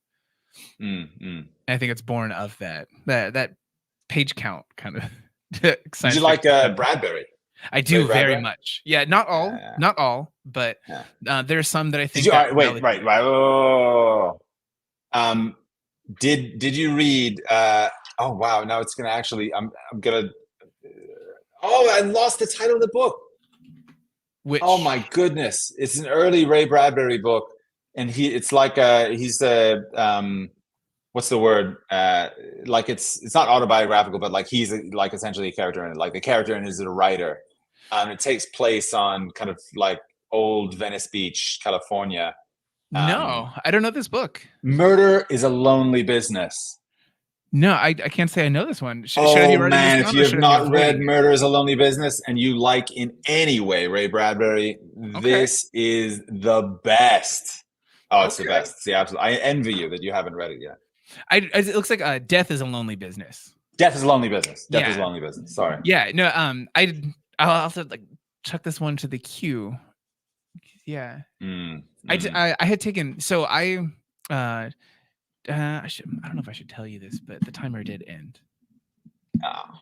This one's even worse than the Yeah, last one. I'm gonna give you 1 extra minute, So just I so don't that want a minute. no no I don't want your pity minute. no. I want to give you the minute because I want to see what you choose is the most important thing to try to put in 1 minute. Okay. Or do this. You got 1 minute on the clock. Um, but yeah, no, I think the love for Bradbury for me started when I was like it was like second grade, and we were given some simplified copy of the Illustrated Man. Yeah. And I really liked this. So we went to the library for me to pick it up because I didn't get to actually read the full thing. And then I Yeah. just saw all of these other books in a row. I never really gelled with any of the um, John Carter books. And I Okay. think those are some that people always try to suggest for people. Okay. But I don't know. It just never worked for me. Yeah. Some people in the chat here saying thank you so much for the book recommendation in different ways. Oh man. Oh, it's so good. Yeah. Some people pointing out that you're like, I don't want your pity minute reaction here. Yeah. I'm doing the best I can with what I got, guys. I don't know what to tell you. Interesting. I think it's interesting that your whole minute here has been subtractive rather than additive. Yeah. Well, I just haven't like refined my kind of the edges of my shapes. Like, you know, you can kind of draw up to a point and you can be like really nebulous, and that's fine. It kind of advances things, you know, builds you up to a place where you need to get to. But at a certain point, you like need to define like what is the structure. So what is the linear structure of something? But that requires usually like more focus. You'd like to be a little bit more correct about that when you do it. And I am just out skating on this one, man. That is your 1 minute. Yeah. Ding, right. ding, ding. I wish I had like a buzzer, an actual buzzer for you to get you on your side. I'm gonna have to get a buzzer. It's a good thing we'll never do a stream like this again, so we'll never have to find. But you guys should go over to Steven's Patreon and go ahead and subscribe to the Watch Steven Do 15-minute drawing tier. It is $1,000. It's just crying. It's just me crying the whole time. Okay, so do you want to choose one of these couple references? We are an hour and 21 minutes into this stream, so I think we should probably leave a little bit of space for conversation, and then probably just choose one more. I think this guy looks really, really hard. The straight on view. So I kind of wanted to, no, this guy's like whatever. Oh, sorry. Yeah, we don't get to see yours. Yeah. The straight on view, guys, I'm not in. It's boring. Whatever. Like, you're here to watch me crash and burn. So let's choose the pose that'll make me most likely crash and burn. Okay. So we've got this guy that we're looking a little bit up at, kind of 3/4 angle, and for all of you out there, like taking on source photography, I don't know where we got the source photography. Like the looking down the barrel of the shoulders thing is never a pose. It's not a pose. You don't do it. Like if you look at it's the sort of African American dude I think he's at the bottom of the bottom of it. Yeah, bottom right. What you can't see on the screen is that like you're seeing basically his shoulder and kind of clavicle, and it just looks like lumps. You know, like it looks like nothing. Your pose, when you actually like choose a pose, it has to read as something in the photograph. If it looks weird and abstract in the photograph, your drawing is going to look worse. Like, because your drawing is a kind of interpreted kind of echo of the thing that you're seeing. I think. Right. I'm ready with a timer. Okay. Are you ready with a pencil?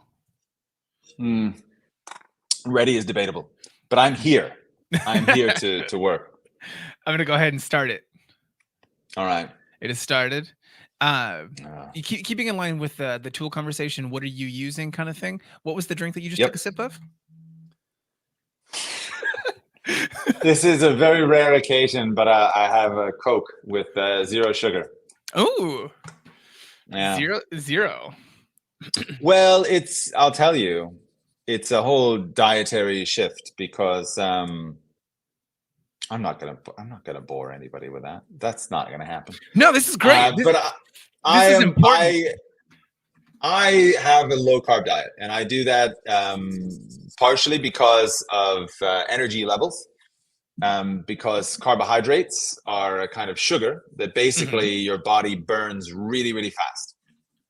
So it's great because they give you like really fast energy, but also it means that you burn through that energy really fast and you need to like eat again rapidly all the time.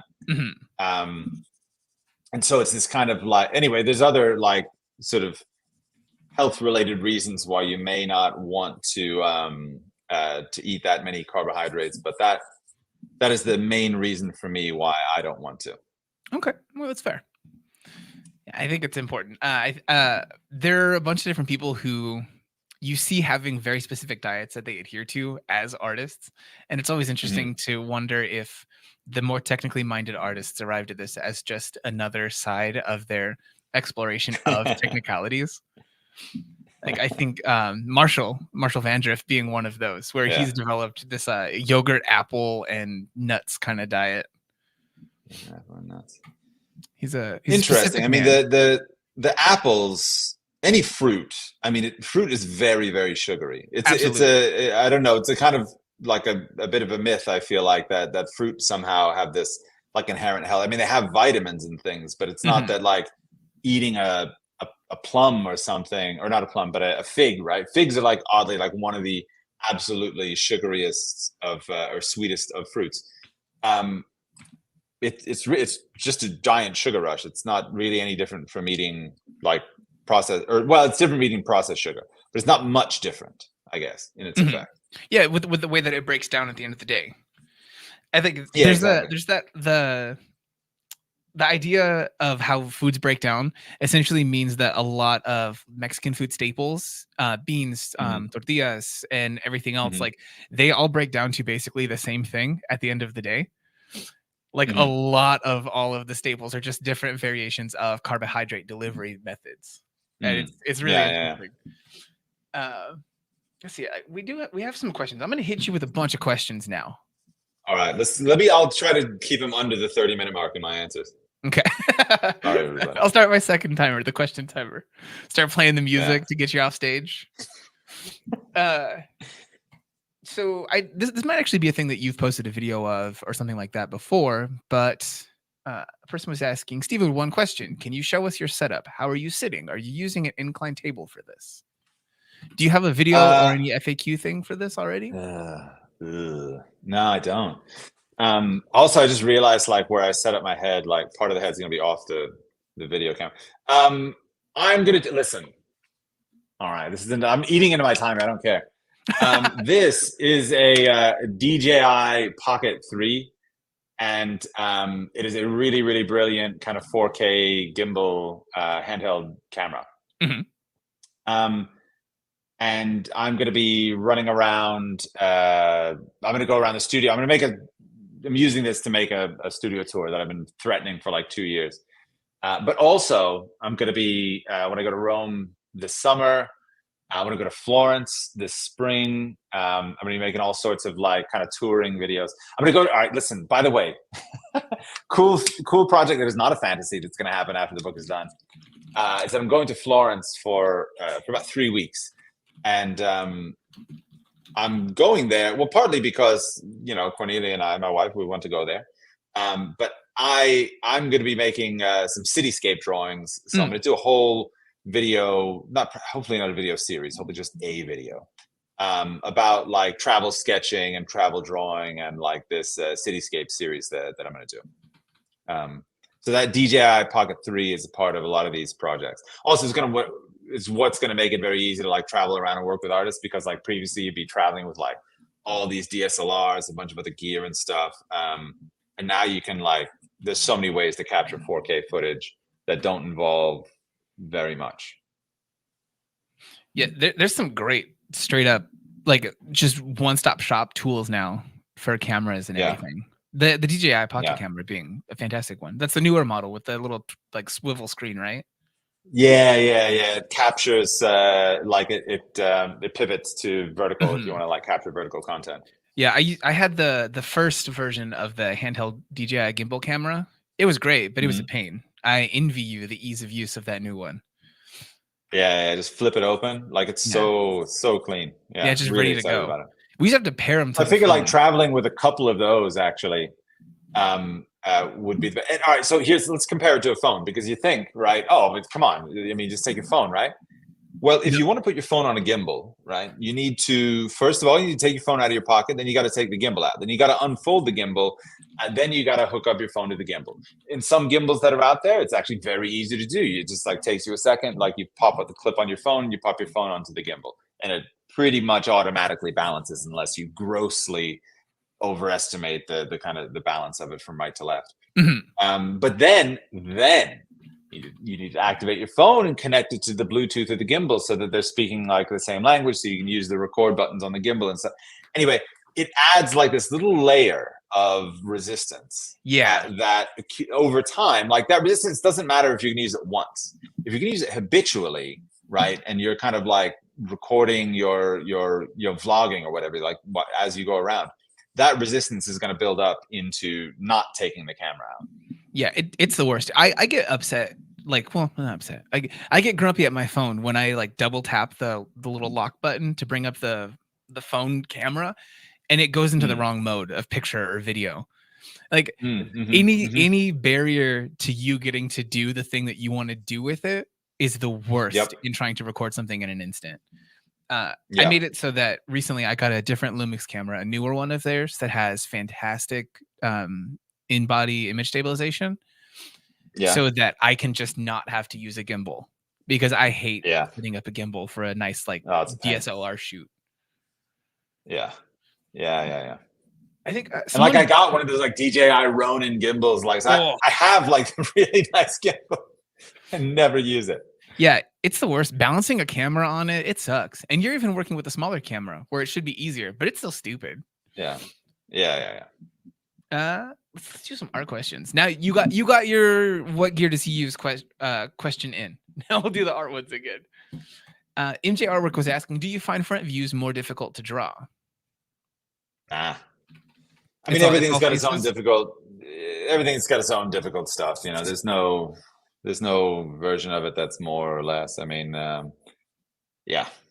No, this is just a project. You know, when you get into it, and MJ knows this too. That yeah, like if you put your mind to any pose, you know, and you kind of trust the process, do your measurements, go through, and you know, treat it like an academic project that you respect. Yeah, anything can be solved. You know, it's not one thing's like way worse than another or something. Yeah, but thank you for giving that bit of a chance to tell this to new people, MJ Artist, even if you do know this. MJ's been with me for years and years. Go ahead. Oh no, you're good. Yeah, it's nice to get those kind of questions from people where they know they're just setting you up for a conversation point. Like, thanks, guys. Alessandra was asking, to improve your art, is it better to make copies from other artists or to use photographs? How do you feel about? All right, so this is one of these desert island where so if you had to do one or the other, all right. If you had to do just one or just the other, I would think that you would have to use photographs, simply because it's closer to the nature that you need to interpret in order to make the work that you need to make. If you had a priority between the two to say, oh, well, it's, you know, how much of this and how much of another, I would say that which one is I do more of? I think inevitably you would need to do more from photographs, solely because it is the proxy for nature, and nature is kind of what we need to be interpreting. It's a cool point though to say that like it's really great to look at like why do we? There used to be this question that we get at the academy. So students do lots of drawings of plaster casts. I see. Yeah, and these are all antique plaster casts. They're all like casts from antiquity, like from Michelangelo's David, or from Bernini, you know, or from, you know, these artists in history. Why is it so important or particular that we choose those, and why not just like do a life cast on my own foot and then draw that? Why wouldn't that be just as valid? Yeah, I do think that there's also something in there where if you're working from someone who made an actual piece, like something that's already passed through their artistic eye, that you're you're big salad in me right now. You give them the big salad. This. Do you want to hit this particular point? This is what I was going to say. What I was about to wrap up was that in fact it's important because it has passed through their artistic eyes. It's also their vision that you're studying. It's not just you know, a face or a head or an ear. It's the ear as Michelangelo saw it. You know, it's a face as Bernini saw it, and that is significant. Absolutely. Yeah, I think like if you're just studying someone else's thing that they already did a study of, it's this interesting game of telephone where you can either double down on their mistakes or their stylistic choices without developing your own. If you do it too much. Well, and the thing is too, like, by the way, we're talking, you know, who, like, I wouldn't say like go study the drawings of Jeff and Jill and Tom or whatever. Like, go find established great masters of antiquity and study their work. That's what I would do. Is there anyone that you look at the most for this kind of thing? It's hard to find like good drawings to study. I mean, I think that's the catch. It's like, where are the great drawings? Now we have a lot of like academic studies that have been made that eventually over time have made their way into the kind of public consciousness. So you'll get some kind of 19th century French, some 19th century German, usually European drawings that you can make studies of, and that's really cool. But like I said, it's just a little bit more rare than obviously the paintings are what really is prized and what survives so well. But I mean, can you find good academic drawings though? I don't know. You just have to be a searcher. I think you just have to go out there and like kind of search and find good 19th century academic work. And this is the other thing too. This used to get me. All right, this really used to get me. I'm not going to give you the hot take version of this because I don't need to do hot takes. But you got to subscribe to the Patreon to get the hot take. That's where I just set people on fire with my takes. No, I don't. But I'm usually very measured in any advice that I give. But the point I want to make is that over the years, a lot of students would come in with Sargent drawings, and they'd want to do studies of these Sargent drawings. And Sargent's great, and I love Sargent. And Sargent made these like really cool drawings. But I would say that studying his drawings is like, I don't know, if you wanted to sign his signature, then that's the equivalent. Like, I don't think those drawings are particularly academic in any way. Like, they are full of these like flourishes and stylistic effects that are great, obviously, as a pro to like kind of cultivate. But I just don't really recognize the scholastic value of them. I would say this to students, and it would never dissuade them from doing it. You don't want to be you don't want to stop people from doing what they really, what they think, what they want to do. But at the same time, you just want to tell them like, yeah, I mean, it's not, you're spending a lot of time here to focus on something that I'm not sure is really an accountable progress maker. That's fair. I do want to let you know that you are sub 35 minutes. Well, okay, that's fine. Sub 35 is no big deal. No, you're I'll start sweating when it's like 10. Okay, you're 2 10s away from the end, so you got plenty. We had some.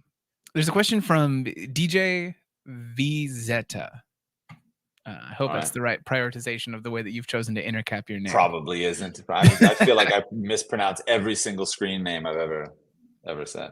Yeah, and at some point in time, I feel like I'm going to say a name wrong, and it's going to end up being like a swear in German, with the way that I've said it. But so be it. They said that I'm having trouble capturing the expressions and likeness of the reference. Do you have any tips for it? It is a expression and likeness are cumulative, and by that I mean they are not so much skills as much as they are outcomes. It's the same thing I would say about like accuracy in drawing. Like, how do you practice? I mean, this is almost. I love kind of phrasing things in a way that kind of meets everybody where they're at, like where a beginner could understand exactly what I mean as well as somebody who's been practicing for 10 years. And in some places you can do that. You can use the word shading when what we would probably say if you were, in the industry would be that you talk about modeling form or something. But I think shading's fine. Let's talk about everybody knows what shading is. We don't need to make it more sophisticated. But when people have questions about like, how do I become more accurate? How do I practice my accuracy? It's not really a way to practice accuracy in any meaningful way. What you practice is process. You practice concepts, and those concepts, when they are well observed and internalized, lead you to make good choices that eventually lead you to be accurate.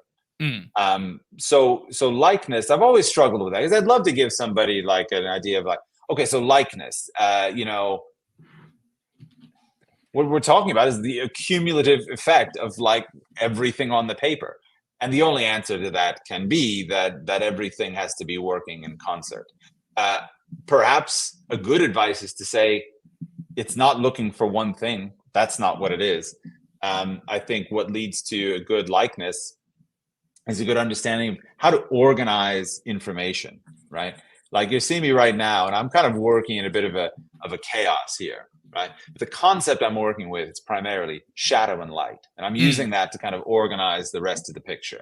And every decision I'm making is coming out of what is the shadow, what is the light, how do I distinguish one from the other, and how do I use that as a ploy to help me organize the information in this drawing? Because otherwise, what you have is just a series of unconnected marks on the paper that have no conceptual kind of underpinning that manages to keep them categorized in a way that will help you understand what you're supposed to be doing. Yeah, it's the sum of each individual art principle that makes the likeness. Yeah. So there's not necessarily like an advice exactly about that. Um, but you can understand a lot of other things together, and then eventually come to a place where I'll say that likeness now is not. I don't think I struggle with it at the end of the day. You see me struggle with it right now. This 35-minute time window. Given ideal circumstances, it is a conquerable thing. Like it will not perpetually be a problem for you. But I also want to be realistic and tell you, don't expect it to be alleviated rapidly. I mean, and this is hard for like young people. I assume the person asking this question is a young person. I don't know. Maybe it is, maybe not. You're going to have a really long career if you stick with this. The first part of it will probably seem the longest because it's where you have the least reward for all of your effort, and probably the most painful progress is taking place. That's when things seem really, really slow. You do 10 drawings and you can barely feel like you've made a dent in the progress that you really want to make, but you are making progress. You just need to find a way to make sure you repeat that process enough that you get good at it eventually. But it's a slow burn. It's such a slow burn. That's why, if anything, the value that I can offer you here is watching somebody who's been at it for nearly 20 years, still crashing and burning on a discipline they haven't practiced very much. I do think it is an interesting one to get to watch. Seeing again, like the thing I was saying earlier about what you choose to prioritize in that different time frame. I do want to point out that you have not so much a question, but just some real positive encouragement from Kyle Webster here in the chat, saying "Go, Steven." Right. Yeah. All right, Kyle. Appreciate that. Yeah, I think I'm surprised he actually ended up getting to make it over here. He had said something on Twitter about it, so he's got to be a busy man. Okay. Well, I appreciate you being here. Felicity Bergstrom says, if I have a painting idea above my skill level to execute well, should I do it or wait until I can? Where's the balance between practice and fun? I have a painting idea that's way beyond what I can do as well. So I'm uniquely placed to give you an answer to this, at least today. So like I said, I turned in the most recent batch of pages for my book, which puts me near finished, which is a great place to be. And I'm sort of taking a couple of days and actually doing things that are part of my normal life, which is like being creative and searching for things. So I have this kind of idea I've been tossing around about some paintings I wanted to make. And I literally the idea is so far out there that I really had no frame of reference. There's no just study the 19th century master who already did that. And, it's not, there's just nothing out there that really does it. This is not me bragging about being unique, far from it. It's just to illustrate that that I had really no idea how to get to the place that I wanted to go.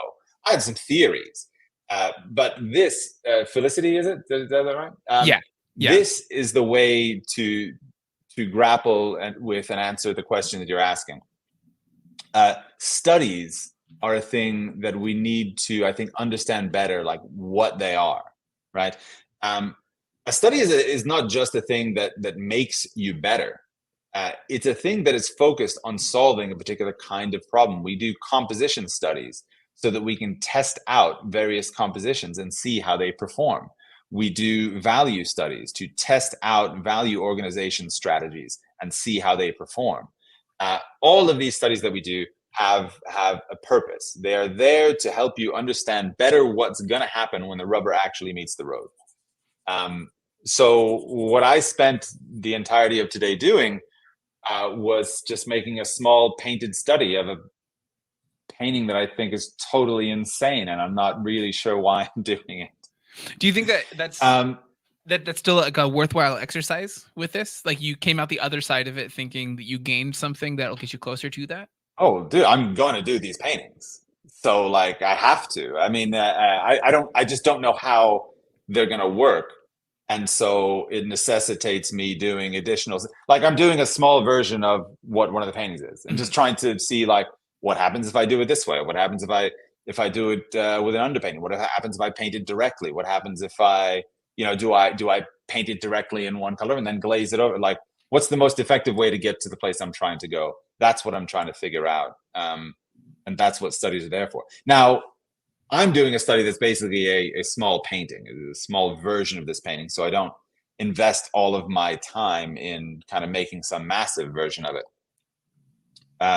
which is just to save the time and to kind of practice the steps and see if my theories are true in as quick a time as possible. But like I said, there's all sorts of different studies that you can do that are geared towards understanding some specific things. So when you're thinking about your painting, and this is also kind of important to figure out, what is it exactly that you don't understand? Is it that you don't understand how the composition would work? Is it you don't understand how to execute the painting? Is it you don't understand the complexity of the subject and how you'll translate that onto your canvas? Put a pin on exactly what it is you don't understand, and then try to figure out what study would help you understand that thing. I'm of the feeling that everything's accomplishable, and I would much prefer that somebody kind of shoots for the moon and only makes it to the rooftop. So I don't think really like waiting on an idea is like super awesome. Also because you're going to change, time will pass, your artistic values will change. I say strike when the iron's hot, but do your studies beforehand. And just because this is so YouTubey. Does anybody want to see the painting? Do you want to see the insane painting study that I made today that I think is totally bonkers? I would. Partially, I am not ashamed of it. I'm gonna tell you that. I'm not ashamed of it. But I'm aware that I'm gonna maybe I'll have to apologize for how insane it is. Is it? But as I say this, now I'm overselling it, and it's just like, oh, that's so normal, Yeah, it's gonna come out and be like, oh no, it's like 5 brushstrokes. You're like, what are you talking about? This is like a texture exploration. Like this sucks. Yeah. All right. Do you want to see it? Can you pause the timer? No. Well, I mean, I can pause it. I don't think we should. We'll have time after this one runs out here. So you guys will have to stay for the next 10 minutes. The spirit is going to be gone. It's going to be, everybody's going to have moved on. We're going to talk about, something else. Here, I'm going to go ahead and pause it. I'm going to give you this break that you apparently need from this drawing I need it so bad. that you're using. No, yeah, feel free to go ahead and grab this. We'll show this. All right. I'm going to get it. Yeah. I hope that one helps, Felicity. Yeah, I think that what he said in there about finding the thing that you think would be such a big challenge that you feel that would really stop you from doing this, identifying that would make a big difference. And then jump into the thing. I'm going to give you, which camera do you want this on? Do you want this on the one where you're drawing? I need all face right here. No, all face cam. Or actually, no, maybe it would be better. No, you know what? My face cam is the least has a better light sensor. So at least it's going to be less bad looking. We got all face right now. I'm not going to give you any explanation, but I've got ideas. And this is what I'm working on at the moment. Okay. Does anybody see that? This is reading for me. How's the lighting on that? I mean, this looks great. Yeah. So it's basically trying to figure out like kind of form and structure, but with like a kind of passageway through two different values. This is the things that I could do in like a direct single layer. The next layer has all sorts of like other kind of detail that has to go into it because I couldn't figure out how to do the other stuff that I want to do in a direct painting. But this is all just painted like you would just paint alla prima, just like anything. I just basically had two sides to my palette and two brushes, and just kept them separate to create these effects. And it's, to me, like it's a bit of an organized mess, I would say, and it kind of represents more or less the idea. But I've never done anything like it before, and I do question the sanity of me doing a project like, and I have like cobalt blue all over my hands. Hold on. No, I do like this one. I think that it's interesting that it wasn't where the hard rigid shape is across the face. It wasn't set perfectly center. It's like a little offset. I like that it wasn't something straight on. That could be a problem too, though. Like that's the phase of development I'm in, which is like, is this a good idea? Is this in my head, is it what I think it is? And that's also why you do these studies, because everybody's idea before they paint it is like the greatest painting ever. And the truth is not all paintings are the greatest painting ever. And you don't usually know until you get it out on the canvas or on the piece of paper. When you do, then you have something you can work with. Yeah. Nobody's mind was blown. I know that I wasn't going to blow anybody's, but anyway, it blows my mind. They're barely getting to see it. To be clear, since we have like did it not look good? No, like it's barely getting to them where they're actually going to see it in a time delay.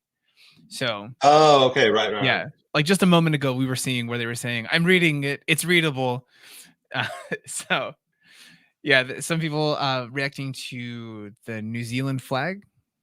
Is that the flag for New Zealand? Is it the New Zealand flag? I don't know. It's interesting you bring the flag thing because this is the idea kind of popped up. I was talking with Cornelia the other day about the Swiss flag and like what a really like quite beautiful design. It's like one of the few flags out there that's like properly like it's just beautiful, and it's like a really beautiful arrangement. It's kind of this red field with a white cross on it. It's really potent kind of design concept. And so I just had this kind of, and this is the other thing with your painting ideas. Don't think that you have to be like the most clever person on earth. Absolutely. To have a painting idea. Like, I think most like super clever painting ideas are usually like not interesting to me. Yeah. Like a painting that's like trying to show me how clever it is, I think is not so interesting. There's a quote from I think it's from Monet, but he said that any painting that does not start with a feeling is not art. Now we don't have to agree with him, but what he's pointing to is that like there's a different language in art. It's not literary always. You don't have to like tell a literal story the way John Steinbeck did. Your job is to find a feeling and identify it, move around it, talk about it, and eventually express it. Like that painting to me comes from a particular kind of meaning concept that is unlikely to be read in a literal way. Like nobody's going to see that painting and think about it what I think about it. Like that's not the point. But to arrest someone with the potency of the feeling that you had and that you communicated, that's the beginning of I think a painting idea.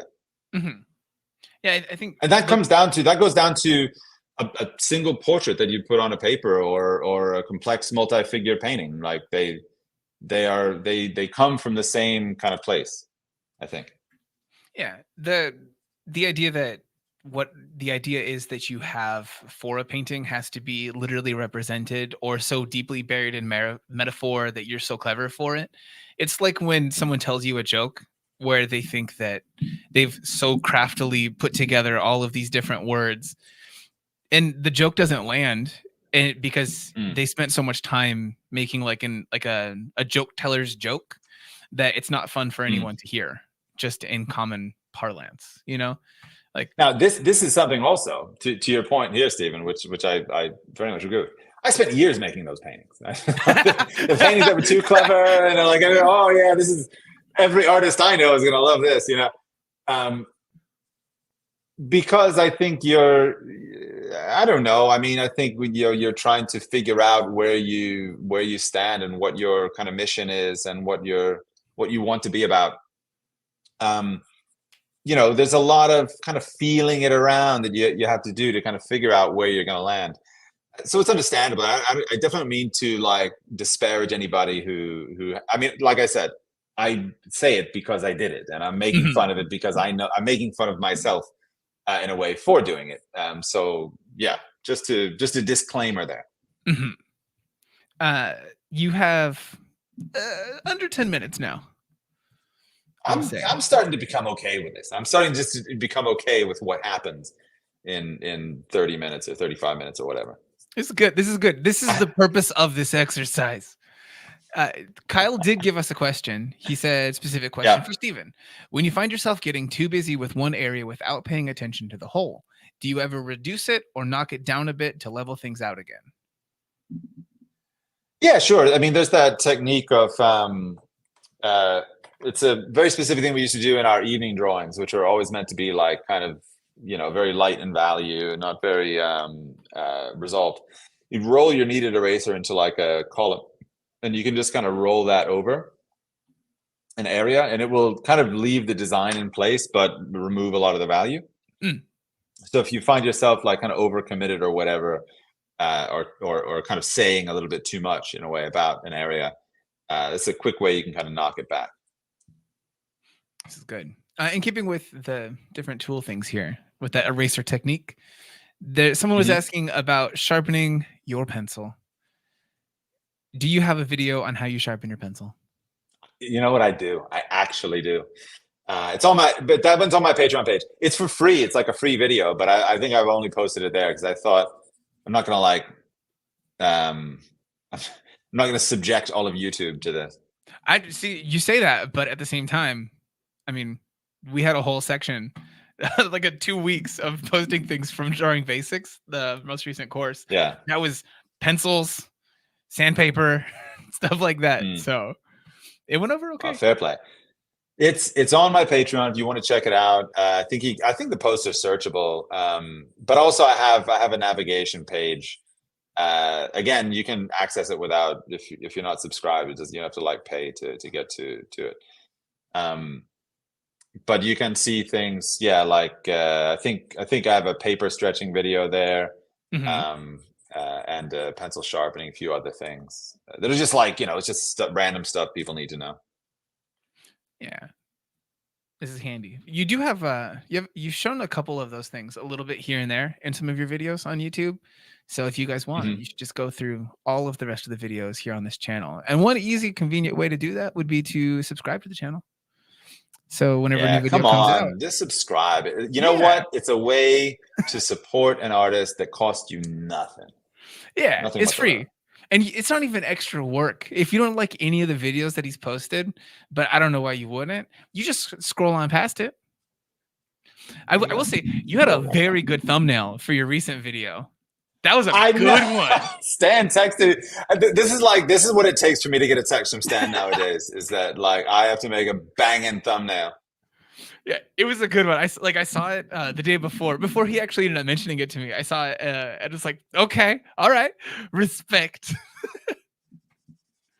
Yeah. I used to like sweat a lot about like how I got to figure out this thumbnail or this social media post, and I just find like I just improvise. Like that's the only way good ideas come to me in doing that stuff is I just do it in the moment and it either works or doesn't work. Like if I overthink it, it's a mess. Mhm. So Yeah, go I with just your I first. just I'm a medium, and the spirit speaks through me, when I make these thumbnails. Oh, just a conduit for the art. That's it. For the Uh, thumbnails, not for the art, but the thumbnails. and no, a well-crafted thumbnail is a piece of art, my friend. 'Cause There we go. what There'll is be an art? exhibition in 10 years at MoMA for best YouTube thumbnail. You see, you say that, but it doesn't sound far off. I mean, we had No, NFTs and you could stuff see in it. the Like as I museum. say, you can start picturing that catalog, right? Oh, it's just a bunch of faces all looking towards the camera, holding a tool, going, "Hmm." God. Uh, Fusket. I wanted to say Frisket reading the name, but yeah, Fusket one one three All right. four. Do you find much value in drawing candid or otherwise not studio optimal portraits? Um, hey, listen, you know what? If you're drawing, you're drawing. It's great. Um, I'm a big believer in telling people how to optimize Mm, because I feel like this stuff takes a lot of time, and whatever you can do that creates the most progress in the shortest amount of time, I usually think is ideal. So no, I think in general, when you're switching up lighting situations and you're at the kind of beginning of your journey, it's probably just going to throw you for a bit of a loop. The same way, just like if you always draw on graphite, you just pick up charcoal all of a sudden. It's not the same activity. Um, I have, spent time drawing in weird lighting situations. Painting a portrait of somebody like outdoors, stuff like that. I think it's kind of cool diversion to like kind of shake things up a little bit. Something wrong with it, but it's not like I would say, oh, that's an optimal process. Is every other week, whatever, just go change your whole lighting dynamic on your models. I would say that's suboptimal. this is fair. Yeah, like you said earlier in this one, like finding something that does have some good lighting on the thing, it takes out a lot of the work. Mm. It gets you right into business. Yeah. That is 35 minutes, Stephen Bauman. That we're good. Yeah, that is 35 Ugh. minutes and also 2 hours in the can. 2 hours in the can. My Yeah, God, it feels like it didn't even happen. So for this We one, laughed, we cried, we saw a painting. yeah, we had some good questions, some bad questions. A mix of every single thing in here. Is there anything actually that you want to talk about with the amount of time that we've already put in? Because we do still have some questions, but it's pretty late where you are. Yeah, no, it's fine. It's just 9 o'clock for me. It's all right. Cornelia and Iggy are just waiting for me to like watch TV on the sofa and have some tea or something. So Okay. Are you it's guys all watching right. anything in particular? If there's another question, I'm in for it. Okay. Let's see. Let's see what the best one is here. Okay. Yeah, this one might actually be a good one. Just finish up on. I love art, learning about art, and drawing every day, but worry about burnout. How do you pace yourself and Yeah. keep your They kind of like lost it at the end. Yeah. How do you pace yourself? How do I pace myself? I don't think that I do. Apparently I pace myself until I have like an emotional breakdown, and then I sign up for therapy. That's I guess what I've done. That's a great No, path. I'm being a bit facetious, but that is what happened to me lately. So I've realized I'm not maybe the best advice giver about how to do it. Wait, so we can flip this I, around.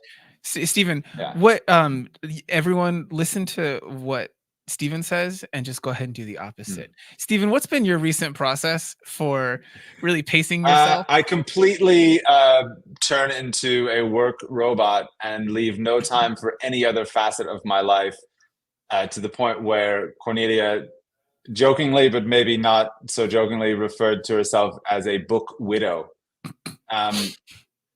So don't do that. Do the opposite of that. Just try to, I would say, respect the other parts of your life. I mean, when you're young, you know, you're in your 20s or whatever, and you just, you know, drink Coca-Cola and you sit in your dark room and you draw till your, you know, eyes hurt. Okay, maybe fine. In your 30s and 40s, um, I would say just try to respect that those other things are part of the fuel that you actually need to keep you going at your best on what you're really passionate about doing. It's easy to look at them, you know, even a social life as being non-productive feature of your experience. Um, but it's important that it is that. It's important that you spend time not being productive sometime, you know. Hmm. Absolutely. And I was not doing that. And I mean, you know, I think I'm not sad for it or whatever. I just took on one project that was a bit too much in the time frame that I have. Otherwise, Mhm. I would say systematize the things in your career that you can systematize. Do not be afraid of front loading a little bit of work when it's going to make it easier for you to do a lot of things on the back end.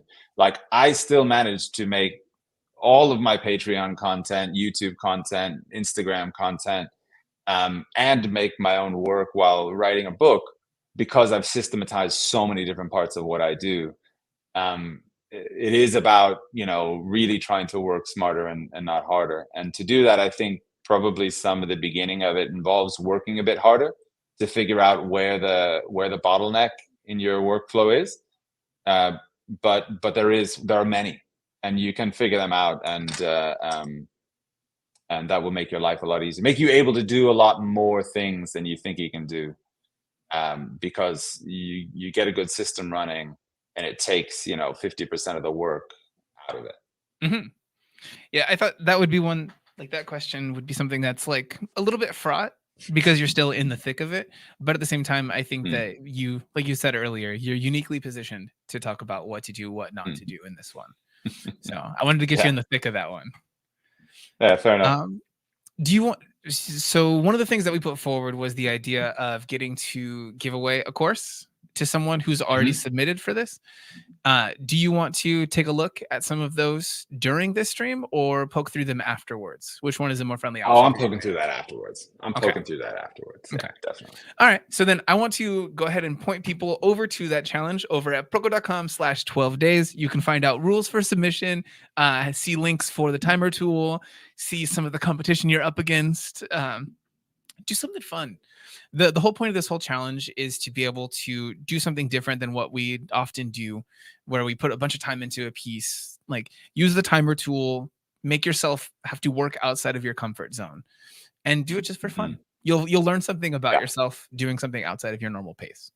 So, Stephen, you are online in some different places. Are there any that you want to recommend most to people to come find you? If you're looking to learn about portraiture, patreon.com/Steve Bauman Artwork is always the place to go. Um, and yeah, I mean, if you're here on my YouTube channel, of course, subscribe. If you want to check out my deep thoughts on a Wednesday, go to my Instagram. It's also Stephen Bauman Artwork. But yeah, you know, I don't know, just be a part of the community, hang out, draw with me. You know, this is, can we, I don't know, do we do a big reveal here, Stephen? Do I we think do a so. Yeah, huge, enormous, earth shattering reveal? it's going to Starting in be. January, when the book is starting in January, when the book is done, the latter half of January, I'm going to start live streaming again on YouTube, and none other than Stephen Clark is going to be joining me for as a co-pilot Yeah. on those live streams. Yeah, it's a fun one. I think we've had a good time with doing the live streams together, and I'm sure that it's much easier for you not to have to comb through YouTube comments while doing it. So I'm happy to participate This in is it. a truth. This is a truth. Yeah. So, but yeah, again, for anyone who's in that chat wondering, it's just proko.com/12 days where you can find all of the other tidbits of information.